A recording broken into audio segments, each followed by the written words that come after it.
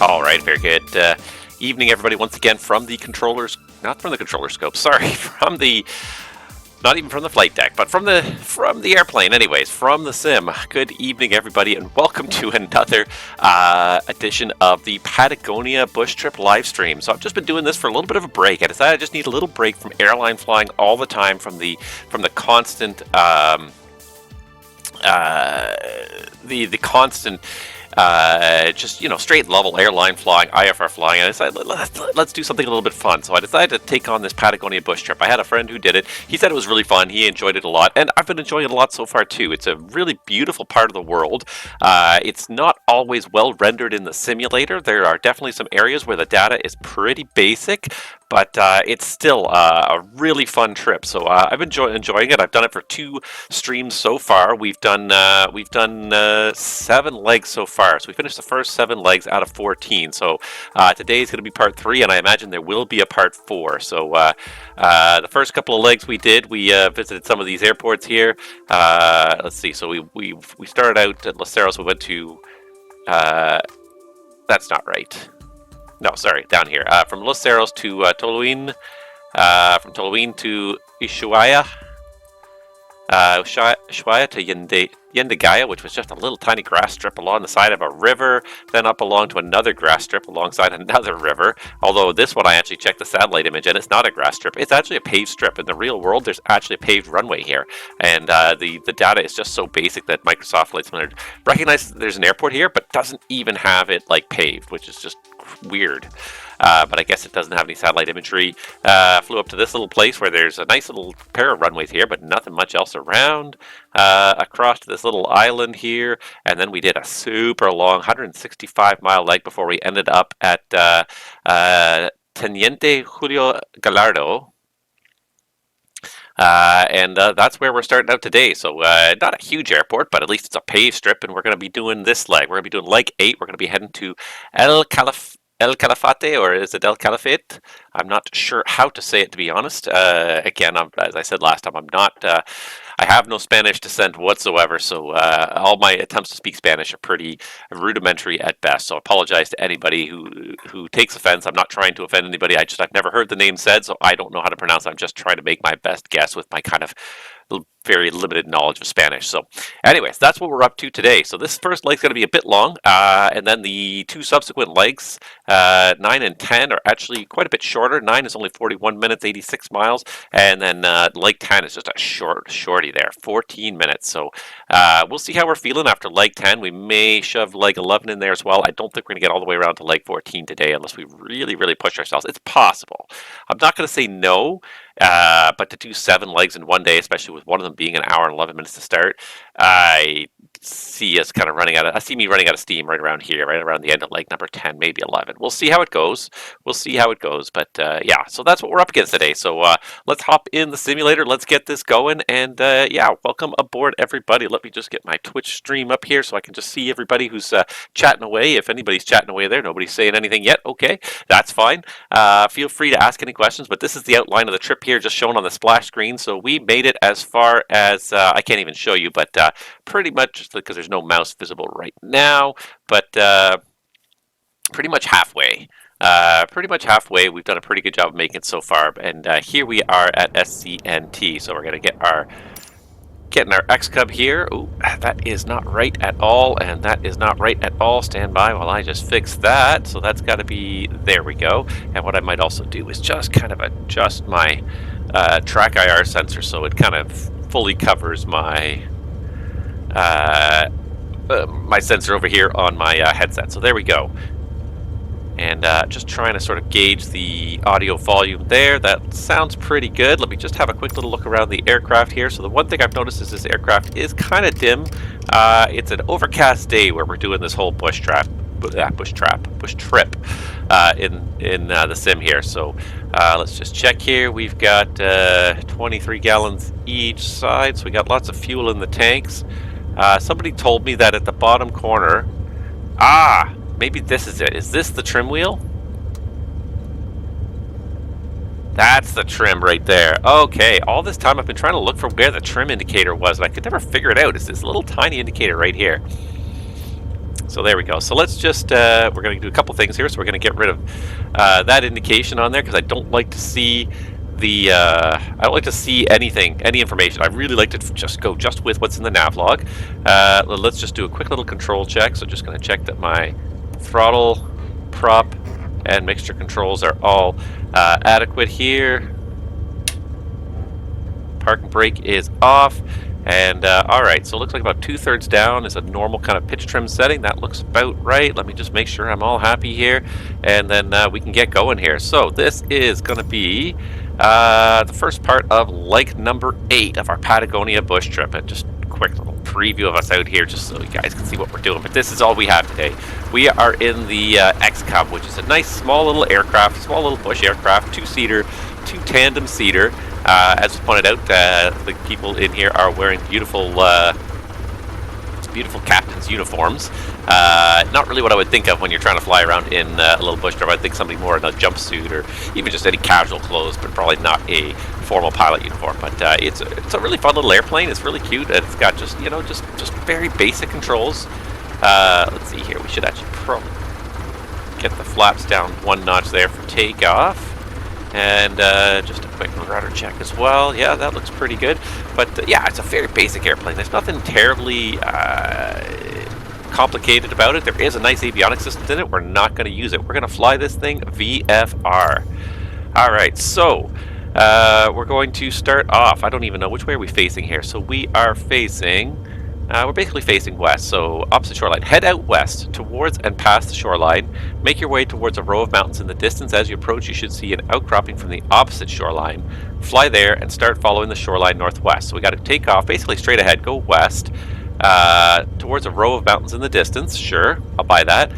And you should see a outcropping from the opposite shoreline. Follow that. All right, and that's just 2 minutes and 7 seconds, so it's really not that far. Are you guys ready? Let's do this thing here.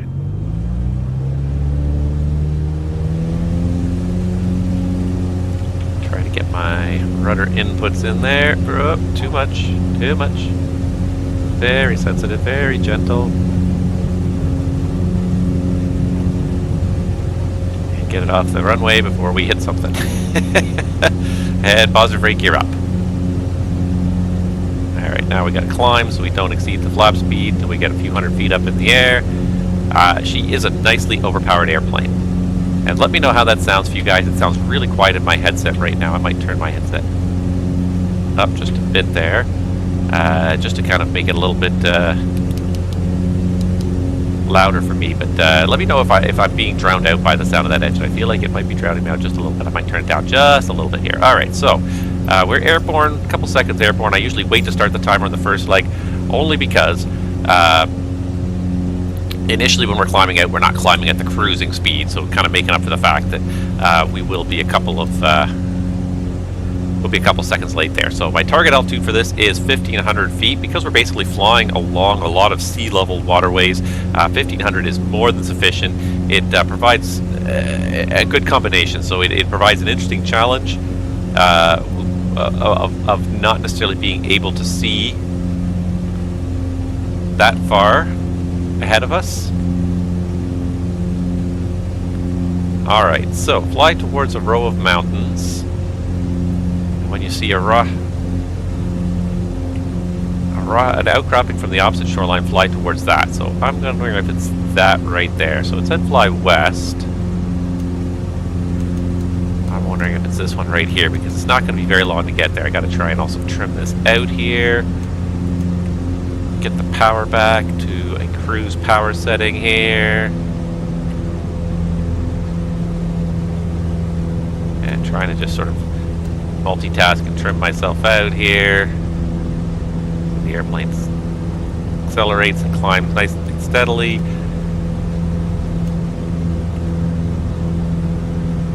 A lot of nose down trim in this thing to really kind of get it to level out. She really likes to go skywards. Alright, that was a bit too far. Let's just get a little bit more power back from this. Alright. Since you're not cropping from the opposite shoreline, fly there. And start following the shoreline northwest. So I'm going to guess it's this one right here. because it was really not very far. 4 miles. Should only take about 2 minutes to get there, and I haven't leveled this off at all yet. I've kind of got us in the right ballpark, but I'm not quite there. Fly along the sloped grassy shoreline, following as it runs further northwest up past a rocky outcropping from the shoreline. Okay. So another 4 minutes, 23 seconds, we should see another rocky outcropping. So we're going to say we passed that first one. And let's go ahead and turn and follow the shoreline northwest. Fly along the sloped grassy shoreline, following it as it runs northwest up past a rocky outcropping. Alright, and losing a little bit of altitude here, so let's just see if we can trim this just a little better while we sort of make this turn here. And it's 4 minutes and 23 seconds. So it's going to be a while here. Could be like that up there in the distance, just behind the smudge on my windscreen. Just sort of get this thing to roll wings level here and see what it looks like. And it's all about timing too. We're continuing our northwest voyage here for another couple hundred miles at least today. But these bush trips, I just find them super fun. I find them like a great treasure hunt, especially the first time you do it, trying just not to get lost. And last time I was pretty sure I almost got lost at least 2 or 3 times. I don't think I actually did. I think part of it was, just luck, though, that I chose the right route. I don't think... Some of it was skill. In some areas it was skill, but in some areas I think it was just dumb luck. Alright, we are very slightly descending, so let's get just a little bit more power to it here. There we go. Now let's just lean out that mixture. We're only at 1,500 feet, so we don't have to lean the mixture that much, but it'll help just sort of keep the airplane just a little more fuel efficient. Don't want to put too much carbon dioxide into this beautiful atmosphere out here.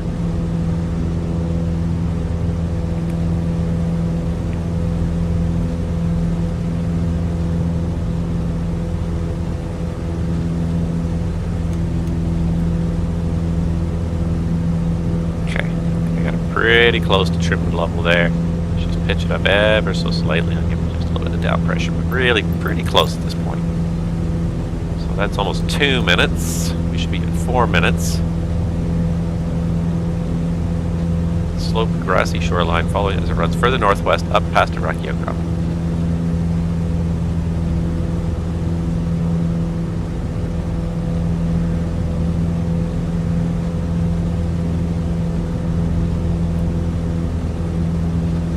Continue along until you reach the end of the shoreline, and you should see a channel running southwest. So we're looking for this rocky outcropping. I'm going to say this looks like we're going to be about the right timing. This big outcropping here.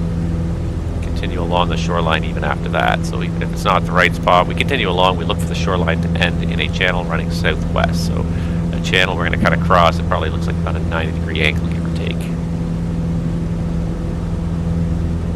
That's another 3 minutes and 35 seconds after that. Oh, this thing really wants to climb. I can just keep on trimming her down and down and down, and she just won't. She just won't stop climbing. This thing is just she is. It's not that she's a glider. I was gonna say she's like a glider, but it's not really that. It's so much that it's a glider, but it's just that it's a very light airplane.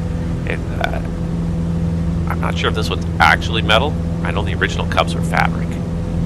This one I think is actually metal, but there's not much to it. There's not a whole lot of extra equipment. There's no landing gear system or anything like that. It's very basic and rudimentary.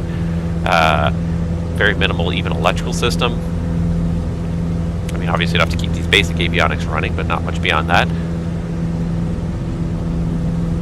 So yeah, I'll buy that this is probably the rocky outcropping that they're talking about. It's a pretty significant little outcropping into the channel here. So we have to go about another 3 minutes and 35 seconds. You can see, like, some places it doesn't look too bad, and near some of the airports it doesn't look too bad, but then you get to some of these places where these cliffs are not highly detailed anyways. Just a satellite image that's just been stretched over the terrain, which is kind of almost funny to look at times.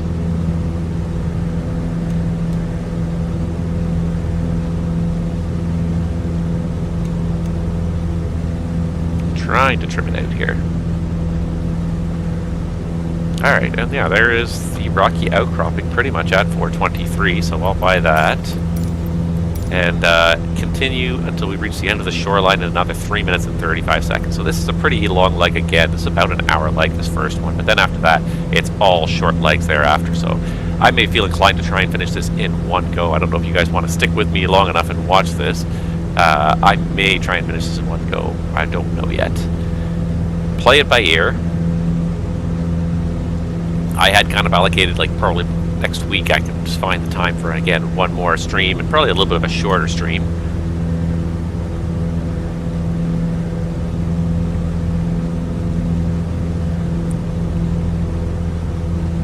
I don't want to wear myself out too much. That was, I found, my problem with the, by the end of the last stream, I was really kind of dragging myself through it. It was because the third leg we did was a very long leg. It was an hour and like 30-something minutes, almost 40 minutes, I think, to finish the last leg. Alright, so I don't think it's going to be right around this mountain, but I think around this next mountain. There's kind of this big kind of hill jet out there. I bet it's just past that, judging by how long it's taken us to get along here. And at 3.5 minutes. Head southwest at the end of the shoreline. You'll want to follow the channel past the mountainsides into a bay at the channel's end. It's a straight shot southwest across the rolling, rocky plain towards the opposing bay. Okay.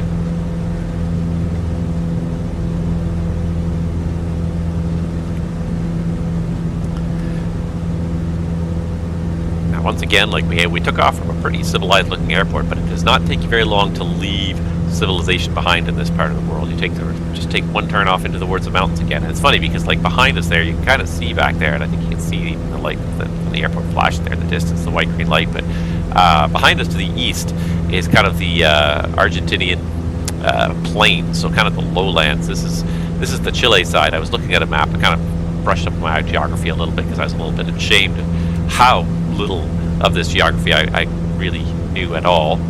So I went and looked it up, and yeah, so the kind of east of the Andes here, it levels out. South America levels out to a very flat kind of plain, especially down this area. It's very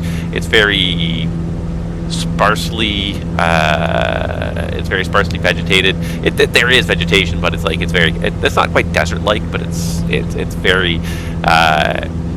definitely a very drier plain. It's not like it's all an Amazon basin, like if you go further north. So east of here, the land gets very boring and flat, but to the west, you can disappear back into the mountains pretty quickly, and that's what we're doing here. All right.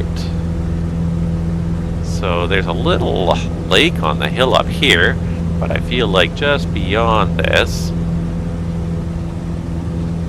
is where we're actually trying to get to.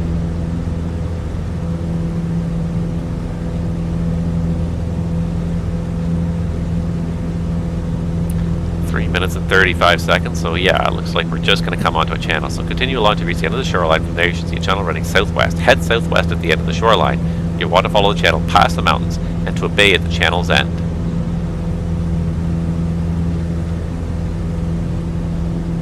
So yeah, I'd say it's a pretty good channel running southwest. And the shoreline has ended.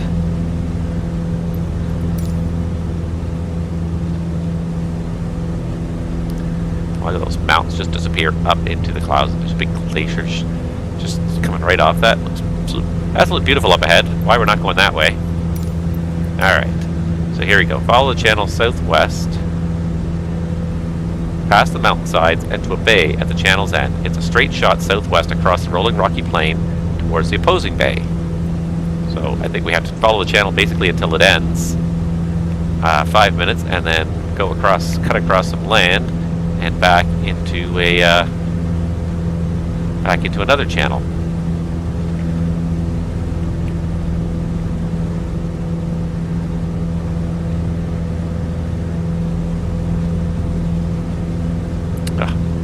Altitude holding is all over the place today, and I don't know why. Probably because I'm just too busy looking out the window like always.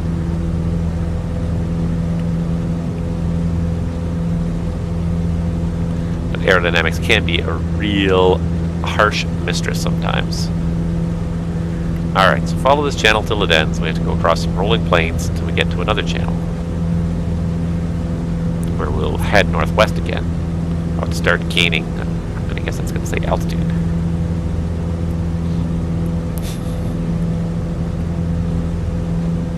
plotted this route, honestly.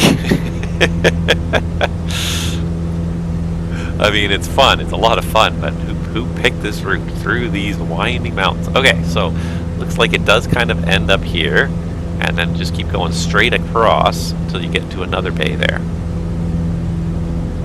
Follow the channel past the mountainsides into a bay at the channel's end. It's a straight shot southwest across the rolling rocky plains towards the opposite bay, and I can see more water beyond. So I am confident that we are going the right way here. It might be a question of which of the bodies of water we're actually aiming for.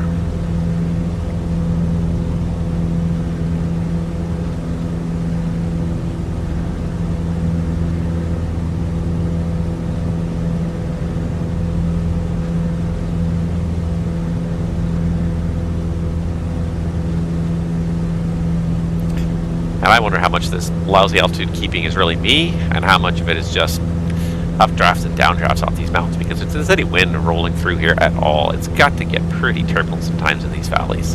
So the wind kind of shuffles across and down into the valleys and gets cut off and spirals around.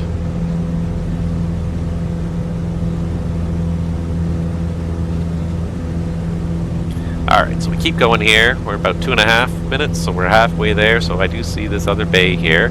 From the bay, head northwest again. So keep going across this kind of rocky rolling plain here.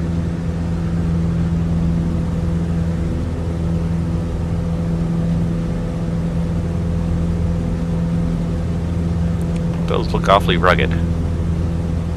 Probably drop the airplane down on this if we had to. Doesn't look like it's the smoothest thing in the world. I probably wouldn't want to. But you could probably do it. At least there's no trees. At least there's kind of a wide open expanse without trees, which is probably going to do better on the rocky surface than in the middle of a forest. Alright, so assuming that this is the bay up ahead, it says take a northwest. Start gaining altitude. You should see a mountainous wall of rock creating a dead end to the north. Once there, head west over the hilly ridge. You should pass 2 bodies of water before seeing a third, where you should turn north and head north up the glacial slope. Ooh, this is going to be fun. I'm going to go fly up this glacier here. So we'll wait till we reach this bay here. But yeah, this appears to be working out correctly here. Just coming across here.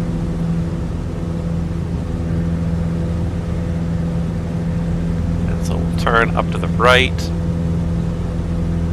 And we'll start flying up that glacier. I wonder how much altitude they need us to gain here to get up over these mountains here. They've got to be at least 4,000 or 5,000 feet. We're down at 1,500. And some of these peaks have got to be at least 3,000. Those distant ones are probably more like 4,000 or 5,000, I would think. Alright. So we've made it to the bay. Head northwest again and start gaining altitude. You should see a mountainous wall of rock creating a dead end to the north. Once there, head west over the hilly ridge, past 2 bodies of water, once you get there, and you turn and head north up the glacial slope. Alright, so that's pretty close. It said, I think 5 minutes for this. Pretty darn close anyways. I think that's good enough. So let's head over here. Let's give it a little bit of power to gain some altitude here. I'm going to target maybe 3,000, maybe even 4,000. I think I might target 4,000 even, just to kind of make it over this. So this is west, so this is obviously going to be northwest. Wall of rock. When we hit the wall of rock, head west. Don't actually hit the wall of rock, but alright, trying to gain some altitude slowly without sacrificing too much forward speed, because that'll affect my airspeed or my distance calculations here, my speed and time and everything. So trying to kind of make it work here. Where we're climbing, and I pretty much have it going at a full throttle climb here now. I just don't want to bleed off too much speed. So we're looking to get up on top of the glacier here.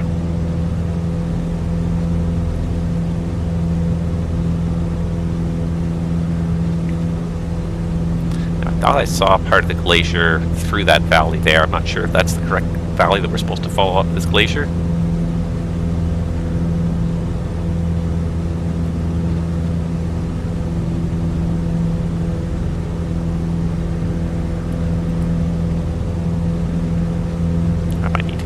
little faster than this. Much as it's going to affect my time calculation, I probably need to gain altitude a little faster than 100 feet per minute for this to be a viable operation here. Probably want to be closer to the 500 foot per minute rate of climb. Alright, so I'm going to assume that it wants me to go past this ridge and like literally at this wall of rock turn left there. And you should see 3 bodies of water, and the third one turn north again.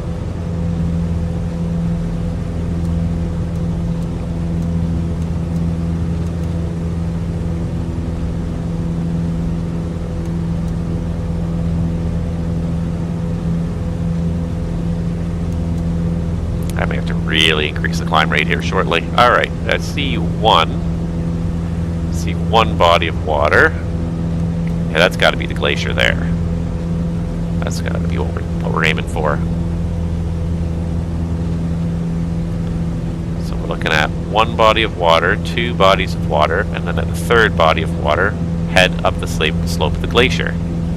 So I'd say that's what we're doing here. Keep it a nice gentle turn so we don't lose too much of our climb rate here, knowing that my times are going to be inaccurate because I've been climbing and slowing down the whole time here, so hopefully we don't have to punch through this ceiling. I think this Cub would be IFR equipped with the nice avionics, the Garmin avionics up front here, but I'm just trying not to do that. I'm trying to just keep it just purely VFR. So yeah, this has got to be the glacier they're talking about. So we flew over 1 body of water, 2 bodies of water, and the glacier forms the 3rd one here. It just drops right down to the 3rd one here. So yeah, probably should get up to about 4,000 feet before we are going to make it over that. Might even have to get up to 5,000. Alright, so we're going to say that this is me hitting the foot of the glacier here. It's a little longer than planned, but as I said, we've lost speed because of the fact we're climbing. We're trying to climb and follow this glacier. So from the bay, head north. Okay, no, sorry, we are here. We're at the glacial slope. So make your way up the glacial slope while continuing to gain altitude. Follow the natural path of the slope and you'll eventually pass over the top of it to see a forest of mountain peaks, one of which being directly in front of you. Okay, so just fly up the glacier. Don't lose altitude, gain altitude.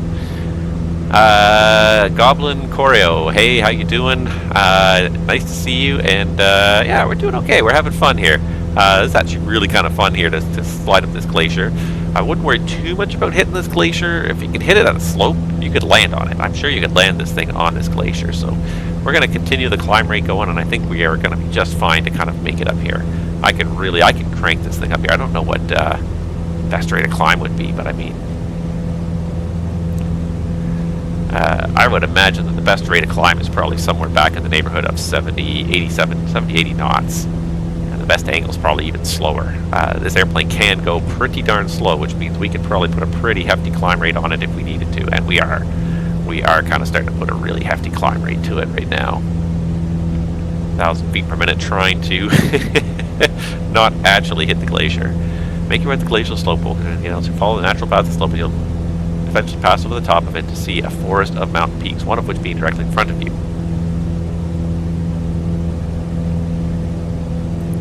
Alright, so that's what we're trying to do. Should take us about 3 minutes and 5 seconds to make it to the top of the ice slope. It's probably going to take us longer than that just because we reduce speed substantially to gain the altitude. Sacrificing speed for altitude, but I think we're going to make it up over this pretty well here. We're slowing down about 80 knots now. I imagine we're still maintaining a 1,000 foot per minute climb. And I was wrong, even 4,000 is not going to be quite enough. Now, when it says follow this up here, this is the one question I kind of have, is do I go left or do I go right? I feel like I should, or is this the top right here that they're talking about? I feel like it's not far enough, so should I go up there to the left? Should I continue going kind of straight ahead? Not sure which way. Make your way at the glacial slope. Follow the natural path of the slope. You'll eventually pass over the top of it to see a forest of mountain peaks, one of which is directly in front of you. Thanks.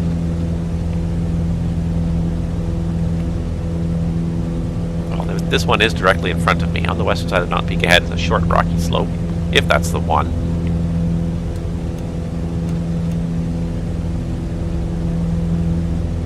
Maybe that is the one. find yourself above an overlook with a mountain lake below you and a mountain ahead of you. So I'm going to say it probably is this one they're talking about. So I can see kind of the forest of mountain peaks.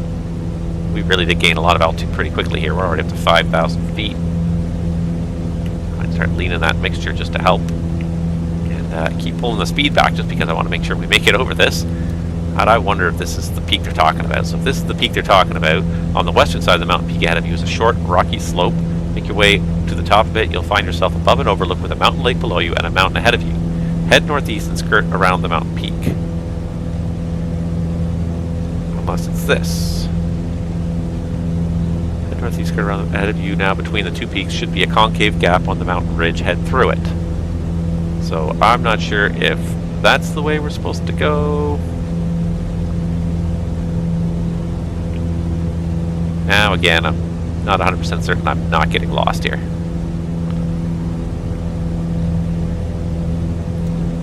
One thing's for sure, we're going to start flying to the clouds if we're not careful here. Alright, so kind of let the nose drop a little bit because we kind of made it up to the peak of this mountain here. And it's a pretty sharp drop off. If there's a mountain lake in here, then we might be at the right spot. But this is the sort of thing, sometimes these descriptions, I mean, it's hard to make these descriptions. I get it. With a mountain below you and a mountain lake below you and a mountain ahead of you.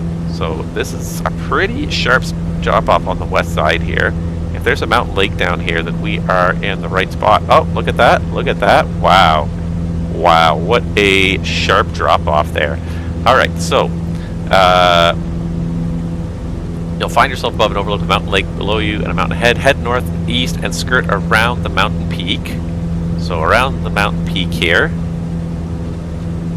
Ahead of you now between two peaks. There should be a concave gap on the mountain ridge. Head through it. I'm going to guess it's this. I'm going to guess it's this concave ridge here. Seems to be the most, it's either that or this. Here. I'm going to guess it's this though. So it said head northeast. So we're definitely kind of heading northeast. And now I'm ahead of you between two gaps. Yeah, so I would say that's probably it. 2 minutes and 10 seconds probably from where that overlook was right behind us. What a sheer drop off. Can you imagine climbing that one? Oh. What are we up here now? Now we're up at 5,800 feet.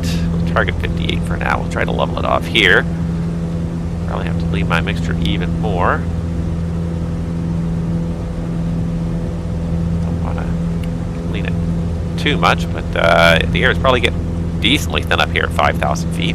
I just got the PMDG DC-6 feeling good. Hey, that is a fun airplane.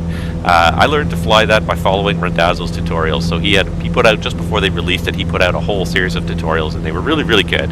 They really helped you kind of learn how to fly that airplane. It's a really fun airplane to fly, but man, it's different from flying a jet. And it goes without saying, but you know, he made the points about the takeoff and everything else about how with the DC-6 you don't yank it into the sky like you do a jet. You don't hit rotation speed and just pull it to 10-degree deck angle. You just reach rotation speed and you just pull it up like 2 degrees and just let the thing fly off on its own. It really is like an airplane. It's not a jet. It doesn't beat the air to submission. It really kind of glides up into the air. So, but I like that airplane. I haven't flown it for quite a while now. Actually, I should. I really should. I haven't flown that airplane. I was going to get it out the other day and I didn't. I never seem to have enough time to do all the flying that I want to do in the sim, but yeah, I was going to get it out the other day and fly because I haven't flown it in a long time. Alright, so 2 minutes and 10 seconds in. Oh, I never reset the timer. Oh, well, that sounds about right. 7 minutes. Let's see here.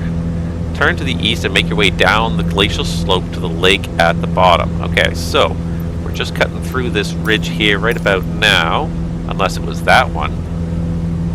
Maybe it was that concave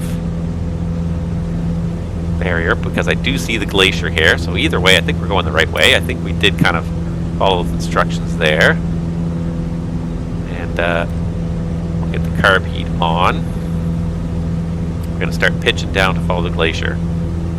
Head across the lake ahead and towards the southern shore of the next one in the distance, Lake Gaiki.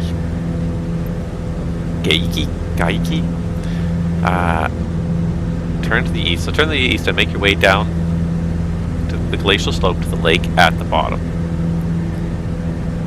So we just got to kind of come over this ridge here. We're kind of coming over it now and just kind of nose down a little bit, pull the power off a little bit.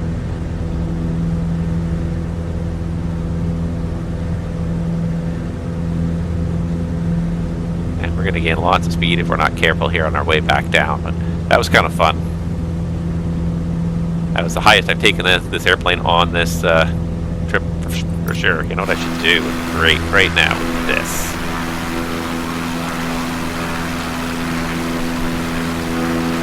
This would be like my...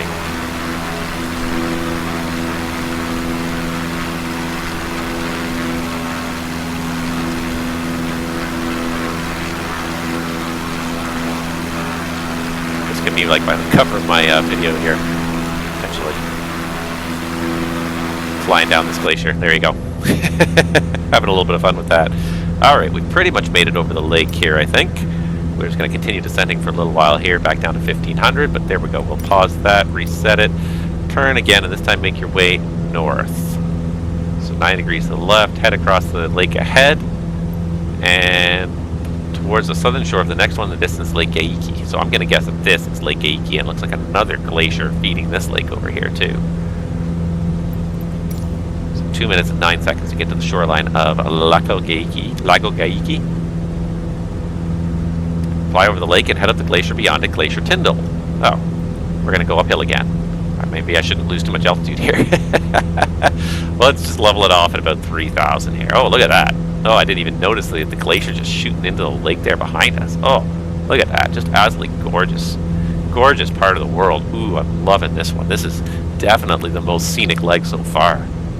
Oh, these glaciers are gorgeous. Sad thing is that, like, you know, all the satellite imagery that probably gathered this information about the glacier's probably already moved back since then. It's probably already not, there's already probably less mass to that glacier now than there was before. Alright, so we had the power back so far here, so let's level off here at 3,000. Let's get the power back on.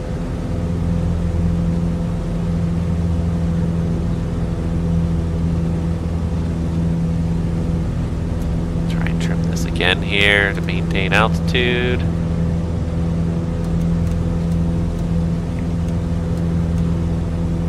There we go, that's pretty good. And that'll be the Tyndall Glacier up ahead that we're going to go up again. Alright, so have we reached the south shore yet? Not quite. So we'll count ourselves up till we get to the south shore and do another reset here. That was definitely very dramatic coming up over that hillside down that glacier there. I like that. All right.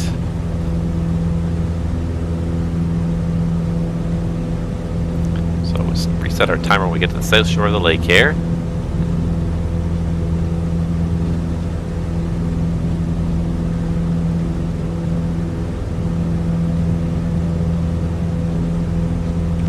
Again, like the glacier is almost in the clouds there. Like, I don't know if I want to go up this glacier here and disappear into those clouds again, but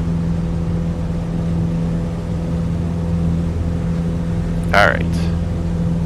You can see little icebergs and everything floating in this lake here. Alright, so that's pretty good. That's pretty much the south shore of the lake right there. Fly over the lake and head up the glacier beyond it, Glacier Tyndall. 1 minute and 46 seconds. Around halfway up the slope on its eastern side, you should see a rocky slope pockmarked with pools of water head down it. So we're going to go halfway up this glacier, and then somewhere on the right side, we're going to head back down again.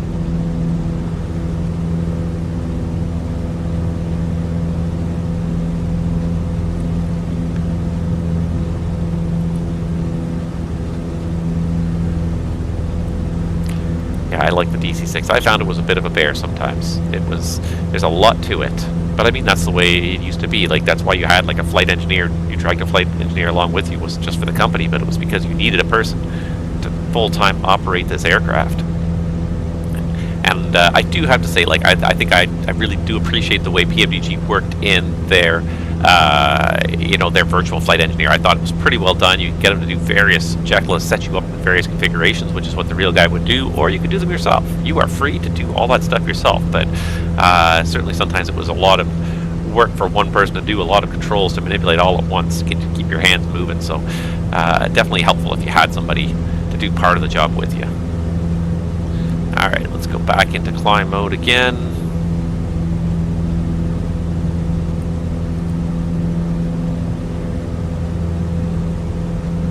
All right, so we've pretty much almost, yeah, about a minute 46 will make it to the far side of the glacier. I have to go 4 minutes up this slope. It is a long sloping glacier, isn't it?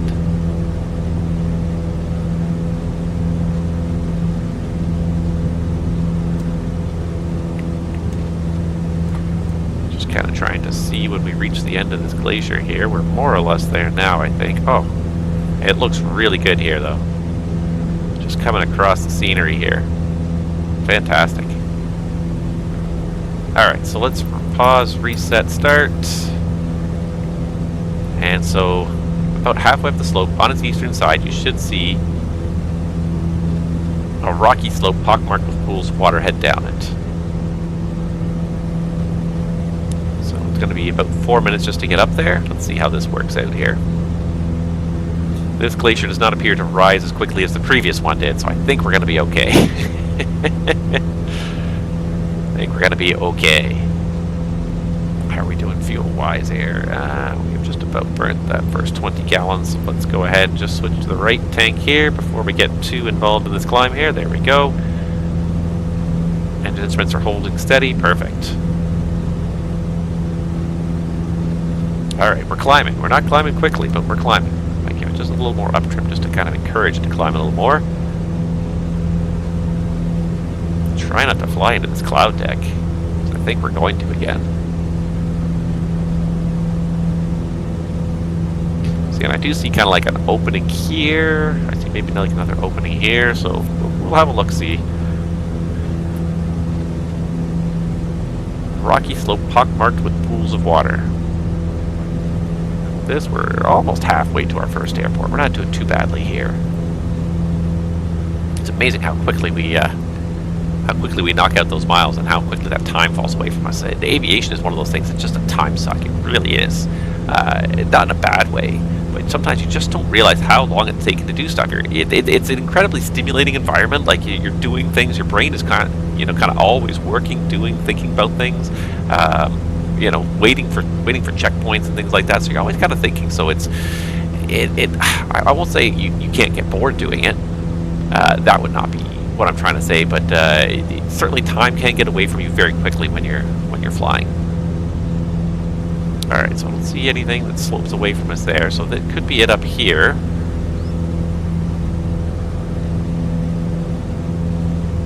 Although I feel like the time may or may not be soon enough. We'll have a little look-see here as we come around this ridge and see what it looks out over on this side. I feel like I almost want to level off though here because I feel like we're just about to drift into this cloud deck here.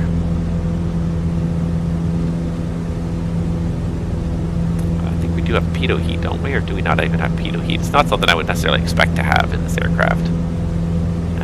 No, it does not look like we have pitot heat. So flying up into the cloud deck, what's the temperature now? Is there a temperature? Actually, it's 8 degrees. We could fly into that cloud deck. Certainly wouldn't be a problem from a icing perspective, but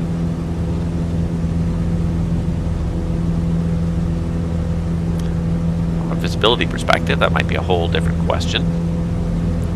We are still slowly climbing, so there's kind of an earthen slope over here on the right.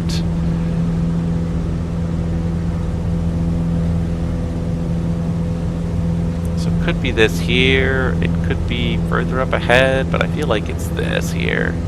I do see like a few pockets of water. I'm going to go and kind of take a little bit of a closer look here. We haven't lost that much speed on this climb, so timing should be working pretty well. Rocky slope pockmarked with pools of water. I do see some pools of water, so I think this has got to be it. I think this has got to be the slope we're supposed to head down. You should see a pool up ahead, surrounded almost entirely by snow, and a river. It's it's either this one or it's just past here. But this certainly meets the description.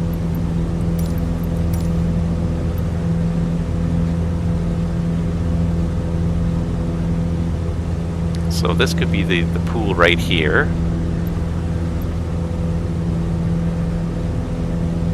So let's just start the timer here. And let's actually reset it. Let's start it just as we pass the edge of the glacier here.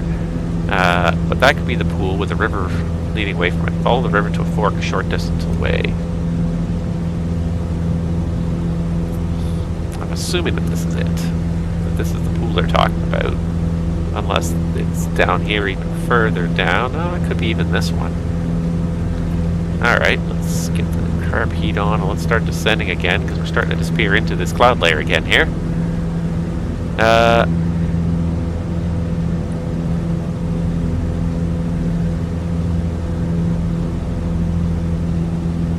Should see a pool surrounded almost entirely by snow and a river leading off from it. So it's either this pool here,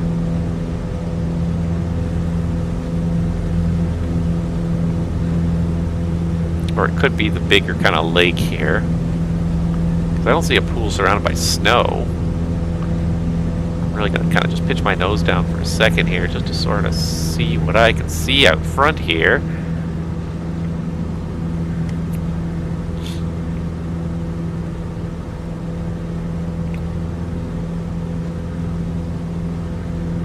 Take the northwestern fork and fly toward the glacier in the distance.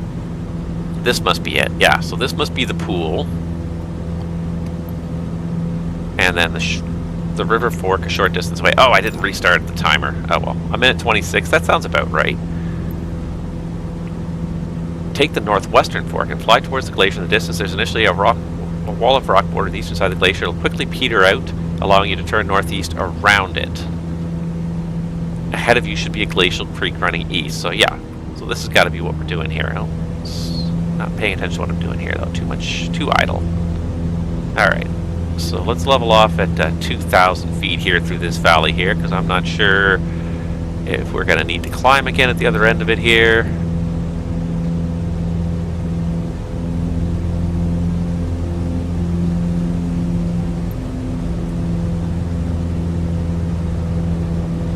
Alright, trying to figure out where to go here, but I'm pretty sure we got this. So, yeah, there's the river fork right there. So let's reset that again. Take the northwestern fork, fly towards the glacier in the distance. There's initially a wall of rock bordering the eastern side of the glacier. It'll quickly peter out, allowing you to turn northeast around it. Ahead of you should be a glacial creek running east. So I don't know if that's actually before we hit the glacier or thereafter. So let's climb again.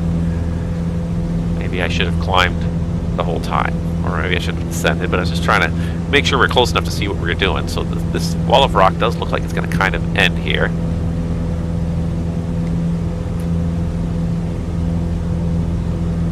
Ahead of you should be a glacial creek running east. So we're kind of doing a northwest thing here. Turn northeast. So I wonder if just right past here is where they want us to turn northeast. There'll be another glacial creek running away from this lake here. Let's have a little look-see as we get a little closer.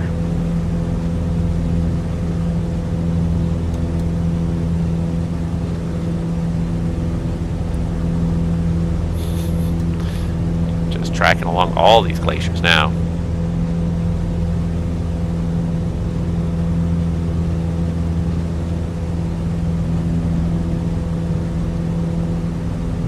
Okay, so I think they want us to go here and then turn northeast past here. I feel like that's what they want us to do. So they want us to go over the glacier a little bit, and we can probably level out at about 3,000 feet again here.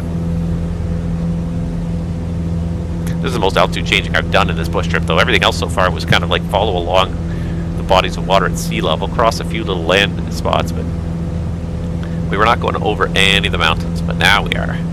Now we're going over the mountains.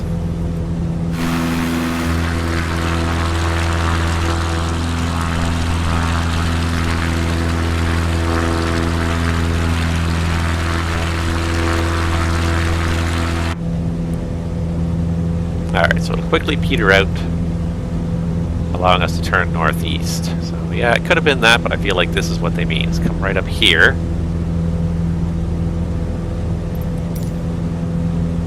Ahead of you should be a glacial creek running east.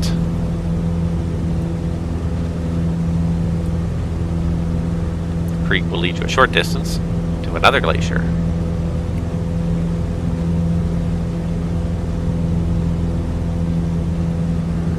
Yeah, that's about right. So yeah, here's where the rock wall kind of ends. So we're going to make the turn here, up this valley. And yeah, there's the glacial creek. Oh, and I thought this was a lake, but it's another glacier here. Okay, good.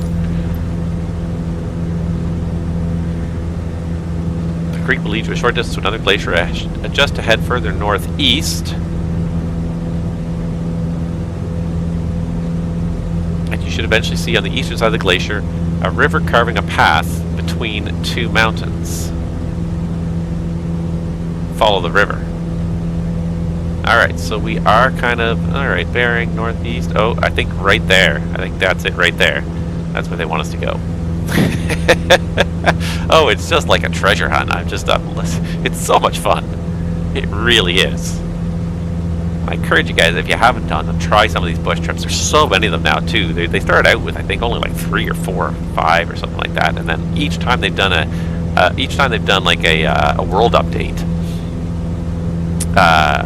Each time they've done a world update, they've added at least a couple of 2 or 3 bush trips to each world update. So you know, with the number of world updates we've had now you're talking like there's 20 or 30 different bush trips. So yeah, they bear northeast across the glacier. You'll see a river between 2 mountains.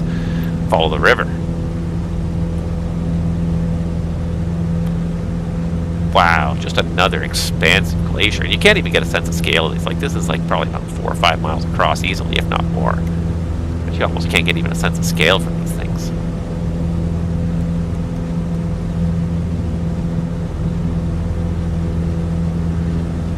At times they must feel like an infinite resource, because just look at the sheer volume of snow and ice there. And I don't know how deep this is, but obviously it's not flat. There's quite some depth. You look in this direction to kind of project that valley kind of underneath this glacier. That glacier's got to be really deep. There's an absolutely huge amount of water in there, but it's not an infinite resource. It will eventually melt. If we keep warming the planet the way we're warming it, it will melt, and there will be nothing left here. There will be water left, but the glaciers are just banks. The glaciers are just banks of water. We're just putting a deposit for the future, so we have water every winter. We put in a deposit, so we have water all summer long, and that's where we're really screwing with the system. When those glaciers aren't there anymore, the water will run down the mountain when it rains. But then when it's not raining, there'll be no water. It serves as a fantastic regulator and lets you have like some absolutely beautiful, luscious lakes that last year round. You know, the ability to farm and irrigate with a predictable water supply. All right. So follow the river through to a lake, Lake Olvidado. Make your way over the gravel bars and the water ahead. On reaching the northern shore, head east. You'll see a gap in the mountain ridge that will lead you to another lake, Lake Escondido. So that's got to be Lake Olvidado there. That's got to be Lake Olvidado. Oh, look at these beautiful mountains. Now I think we're getting into like more detailed terrain now. The first couple of lakes of the Sim, there were some areas that had so little detail, but now look at the detail on these rock faces here. You can actually almost make out the individual rocks from the rock slide sliding down there. Ooh. Now we're getting into some very beautifully detailed scenery. I'm loving this. This tour is just fantastic. Mixture slightly. I do see some kind of gravel bars that sort of lead to this lake, and I can see the opening to the east. It's going to let us get through to Lake Lago Escondido.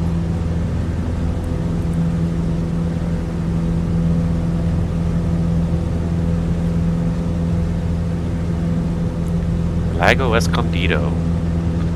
Yeah, so gravel bars. And look at the detail level now as you kind of flying past some of this stuff. Like now we're dealing with some true satellite imagery here, I believe.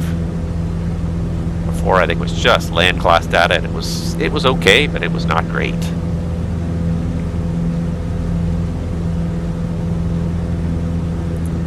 All right. Should be 2 minutes and 8 seconds to get to Lago Escondido. We're already almost at 2 minutes and 8 seconds, unless it's literally just right around the corner. It must be just literally right around the corner.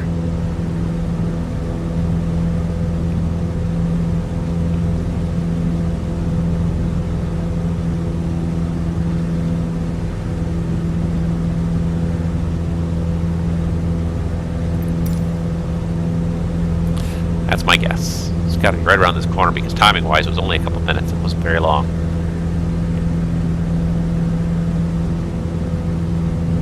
And yeah, as soon as we come around this ridge, this must be Lago Escondido.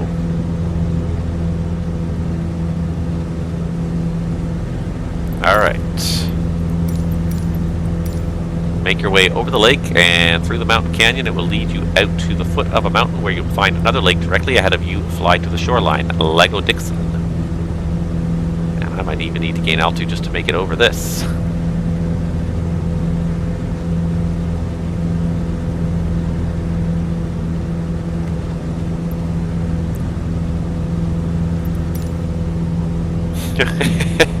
That is one weird little mountain thing there. It almost doesn't look natural there. Alright, but that's got to be Lago Dixon. Probably start heading downhill again here.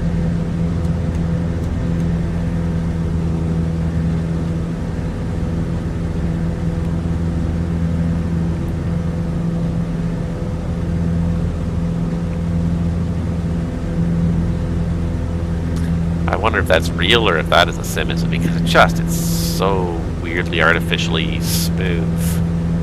I feel like it's a simism.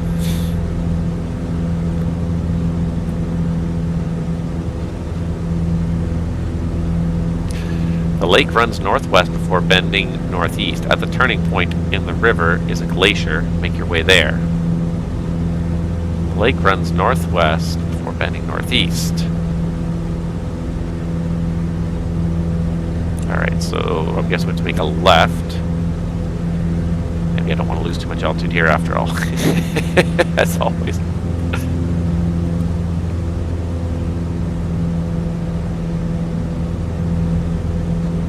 Alright, well there's a minute 44. Let's just get this turn underway here. It does kind of bend to the northeast. Alright, so this lake runs northwest before bending northeast. At the turning point in the river's a glacier. Make your way there. There's the glacier at the turning point, because I can kind of see it going around that ridge there.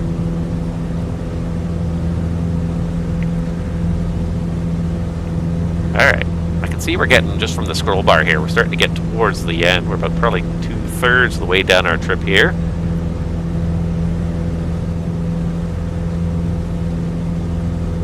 Yeah, some areas I think still don't have great satellite scenery, but it definitely seems like the average quality has improved. Now, some of this is definitely not land class stuff anymore. Some areas maybe it's kind of reverting a little bit, or the satellite imagery is a bit distorted, but definitely we're kind of into land class, or we're out of land class. We're definitely into satellite type imagery here, which is just nice, because then you really get the full-on effect of Microsoft Flight Simulator.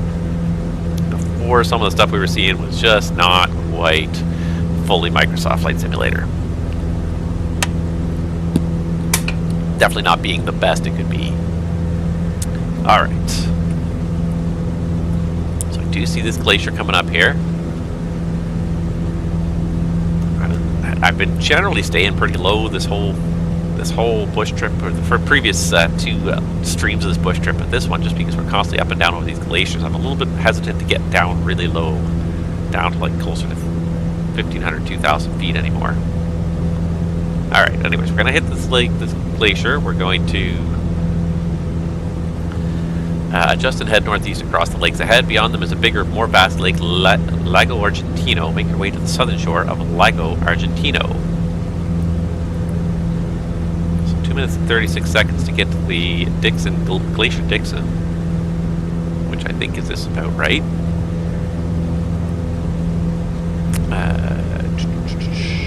Anyways, it's at the bend in the lake here, so it definitely makes sense.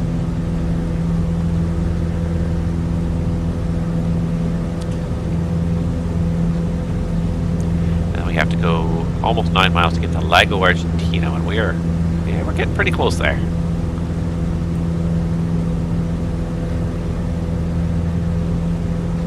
Glacier Dixon.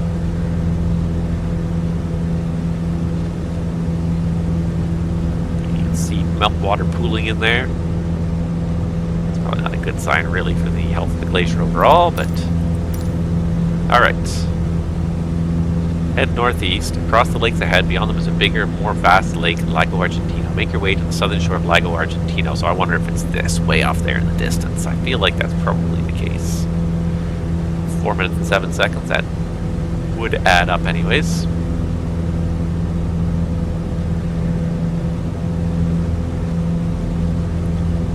Passing a few more glaciers before we get there, though.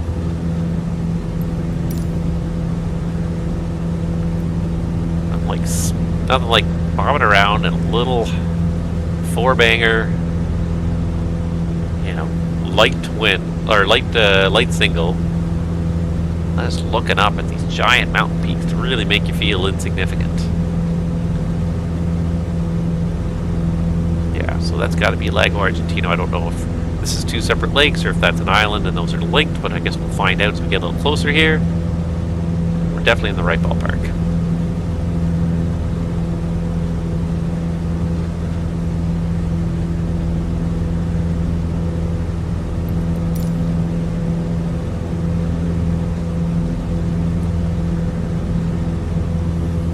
Fly up the eastern bank of the lake, you'll soon reach a grassy outcropping that juts out into the lake. Alright. Definitely a few lakes here we're crossing as we go. A number of just absolutely phenomenal looking glaciers here. Absolutely gorgeous.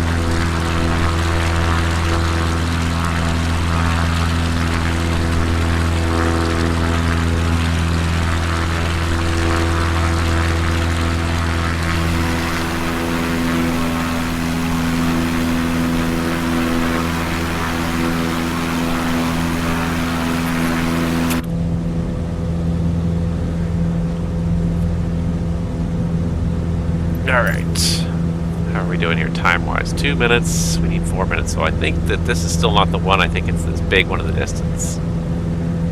Beyond them is the bigger, more vast lake, Lago Argentino. Make your way to the southern shore of Lago Argentino. So this would probably be the southern shore right here of Lago Argentino. Fly up the eastern bank of the lake, you'll soon reach a grassy outcropping that jumps into the lake. The shoreline will bend off to the northeast. Continue to follow, the shoreline will soon lead you to the opening of another lake right on bank of a Lago Argentino. So I feel like we're not that far to go now. We're going to start to get back to civilization. I have not seen a sign of civilization now in a while here. Nothing but rocks and trees and water and ice. Fantastic place to visit though. You like peace and quiet too, I imagine. Other than the occasional X-Cub blasting over you as all the Microsoft Flight Simulator players come this way. Yeah. So this obviously it's a separate lake, so this must be Lago Argentino, and that makes sense because we still got about 1 minute to go till we get to the southern shoreline. Go up till we get to the to the grassy outcropping there, continue to follow the shoreline as it bends northeast. So I think now we can probably drop back down safely down to 1500. Just ease it down there. No rush to get back down there, but I think we are now back to the point where we can cruise along and finish the rest of the flight here at 1500, I think.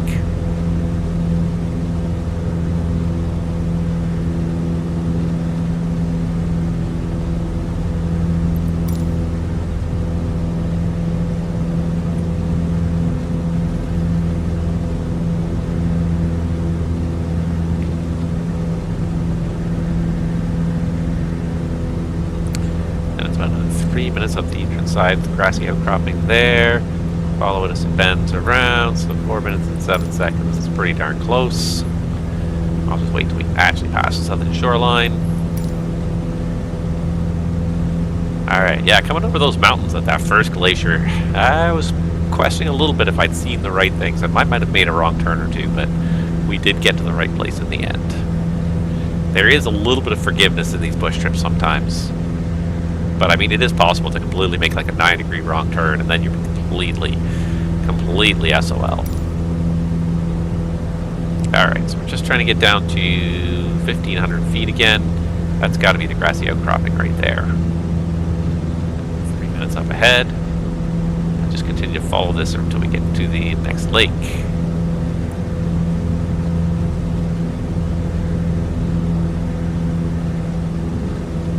We're going to get to a crossroads. We're actually going to see signs of civilization, roads again. And if you actually go east of the mountains here, there are roads and civilization and density, you know, on the flatlands to the east. But just back here in the mountains, you're just on your own, and that's okay. It's actually kind of fun. But I think this would have also been really nice to do with a float plane. But the Tundra tires are kind of nice too, like the really big honking tires over here are really kind of nice just when you're landing on some of those rough strips, when you're landing on that green, on those couple of grass strips right along the riverbanks. Kind of nice to have some big tires. Tom and GT, good evening. We are back. Yes, we are back with the scenic bush trip flying, the Patagonia Bush Trip. So this is leg number 7. This is the first leg I've done tonight. We're almost there now, as you can probably see from the scroll bar here on the nav log here. We've only got about 4 or 5 more points to go. So about another 10 to 15 minutes, I would think, we'll be landing, and then after that, it's all short legs. So I don't know if we're going to finish this tonight. If you guys are enthusiastic for it and my energy doesn't run out, we could potentially finish this tonight, because this first leg kind of almost an hour, but after this, it's all like little 15 to 25 minute jaunts between airports, like really short. So I'm excited, in all honesty. Not that I haven't enjoyed doing it, but I'm excited to finish this, and then once I do finish these bush trips, I think we will get back into the next season. I think season 12, I think, of a pilot slave career, and going to continue on with JetBlue, going to continue on with the A320. Light at the end of the tunnel. You know what? I'm enjoying the ride though too. Like, I'm honestly not. I'm not hating on the ride. I'm not trying to get it done in a hurry. I was kind of thinking I would divide this up into 4 parts, but depending on my enthusiasm, we might finish it in 3. We'll see how I feel too. I know that definitely on the last stream, by the time I got to the end of that 3rd leg, it was I was running out of steam. I was tired. It was quite late, and I just, not that I didn't have the patience, but I barely had the mental capacity to keep going by the end. And it's funny too, because when I did have that little streaming glitch right at midnight, and when the router reset. And I paused it for just a couple seconds and went to the pause menu while it was to reinitialize all the streaming, satellite data. Wow, it just kind of blew my mind, because I've been spending so long kind of like in this situation where I was looking around, we were kind of cruising along, and I was always trying to, a little feedback loop of trying to what's the word I'm trying to use here? The little feedback loop of trying to fly the airplane and keep it level and all that stuff. And as soon as I all of a sudden took that away, it was black, and there's nothing in front of me except for the loading screen. It's like, whoa! It's just sort of like the world just suddenly paused. All right, so I'm going to say that this is the grassy outcropping here. The shoreline will bend off to the northeast.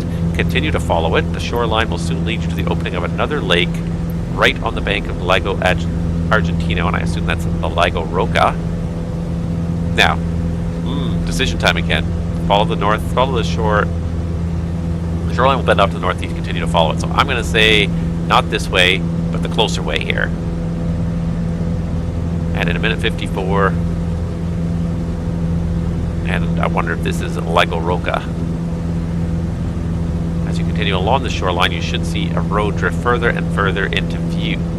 Start following the road through the steep. It will eventually cross the path of a river. Keep following the road. It will soon meander its way to a crossroads. So we're getting back towards where we're going to see stuff. And you can see the mountains are it's kind of opening up now. There's definitely some leveler terrain. Definitely people can live here. I'm assuming that this is the lake they're talking about here.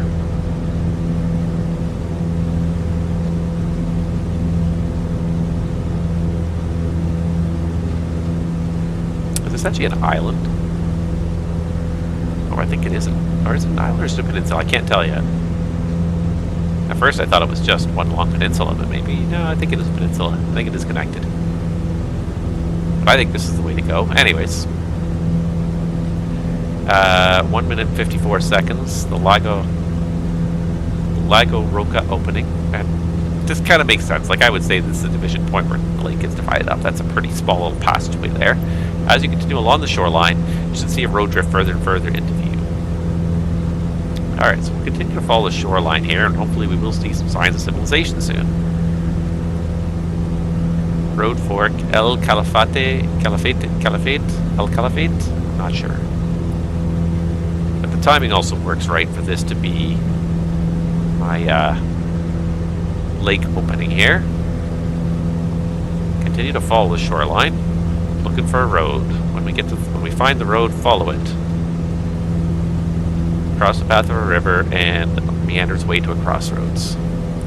And it does look like there is a road actually here. I didn't even notice. Where did the road start? The road start right there? I think that's where it started. There it is. Well, we did miss it. Alright, so there's the opening to Lago Roca. So we'll do that. We got about 5 minutes till we hit the crossroads.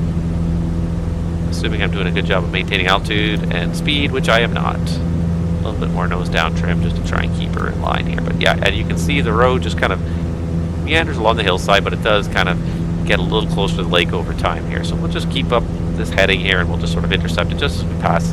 As it passes the end of the lake here. It's going to cross a river, reach a crossroads. Carry on following the road. It's an almost straight shot to a fork in the road. Just after another river crossing, take the fork that runs east.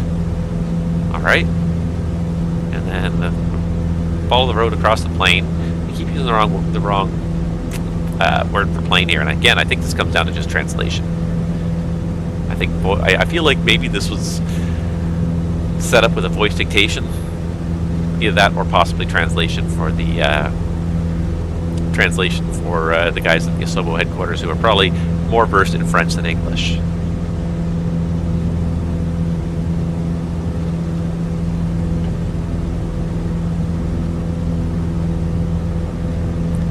Alright, but I see like some stuff up ahead, so I wonder if like the airport is up here with this. It's going to be a paved strip anyways on the side of a lake, so it could even be like on the side of the lake up here somewhere. We don't have all that much farther to go, but let's follow the instructions here. Let's not get ahead of ourselves. Alright, so we're definitely following the road. There's some trucks and cars driving along it. That guy's kind of driving on the shoulder, but anyways. The illusion's not completely ruined. Alright, but it is there. We are doing a good job of following it here, so I wonder if I should just be doing this. Just to get a better overhead view. There we go. Alright.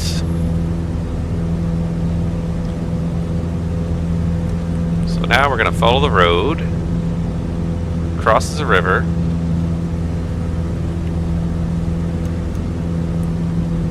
And then eventually a crossroads. So I think I see the river there.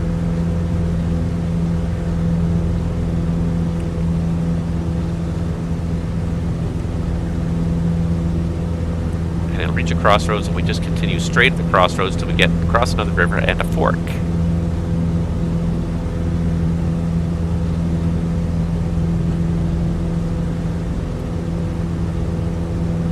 And we've only been 2 minutes and 40 seconds, and it's supposed to be almost 5 minutes, so it looks like I do see where it crosses the river here.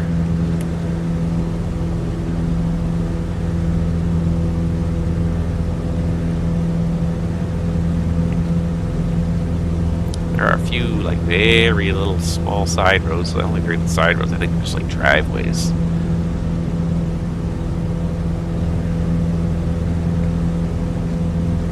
Okay, so there's a river crossing. Glacial meltwater probably running down from the hills there.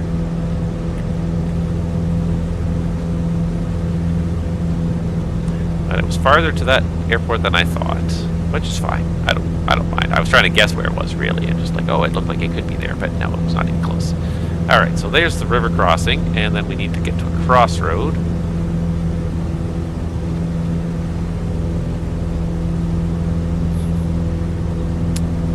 Certainly doesn't look like a very substantial road. Very windy too.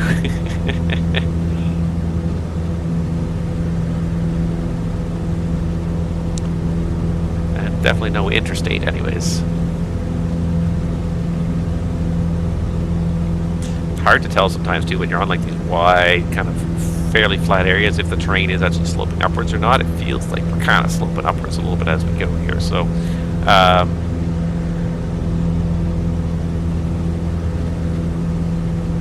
is this a crossroads? There is. I wouldn't really say no. That's not really a crossroad yet. No, I don't think that's really a crossroad because these other roads don't lead anywhere. So no, I was wondering if that was maybe it. It was a little bit early, but no, I don't think that was it. I think keep going.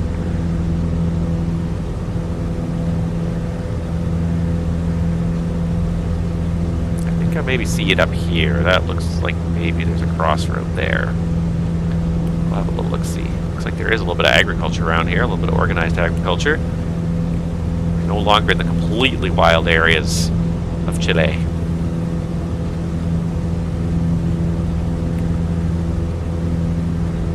Is this a crossroad? Is it? Maybe it isn't. We're about the right time, though. Let's see.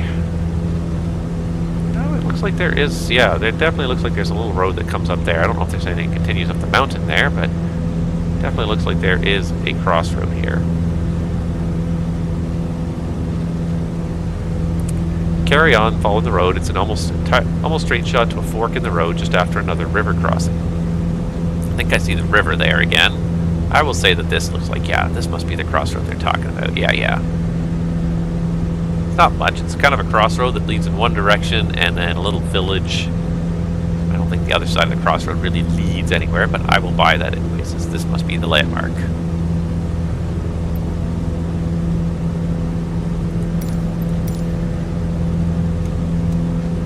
Alright, so, let's see here. 2 minutes and 20 seconds. Fork in the road just after another river crossing. Take the East Fork. Do not take the West Fork, take the East Fork.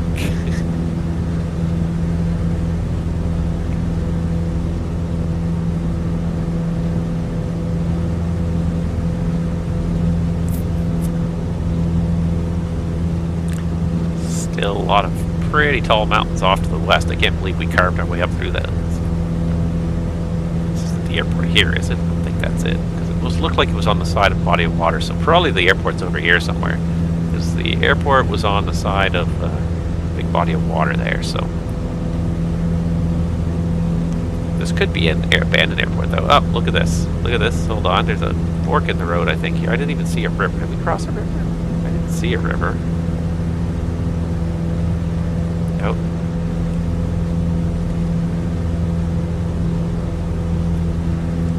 If this was it here.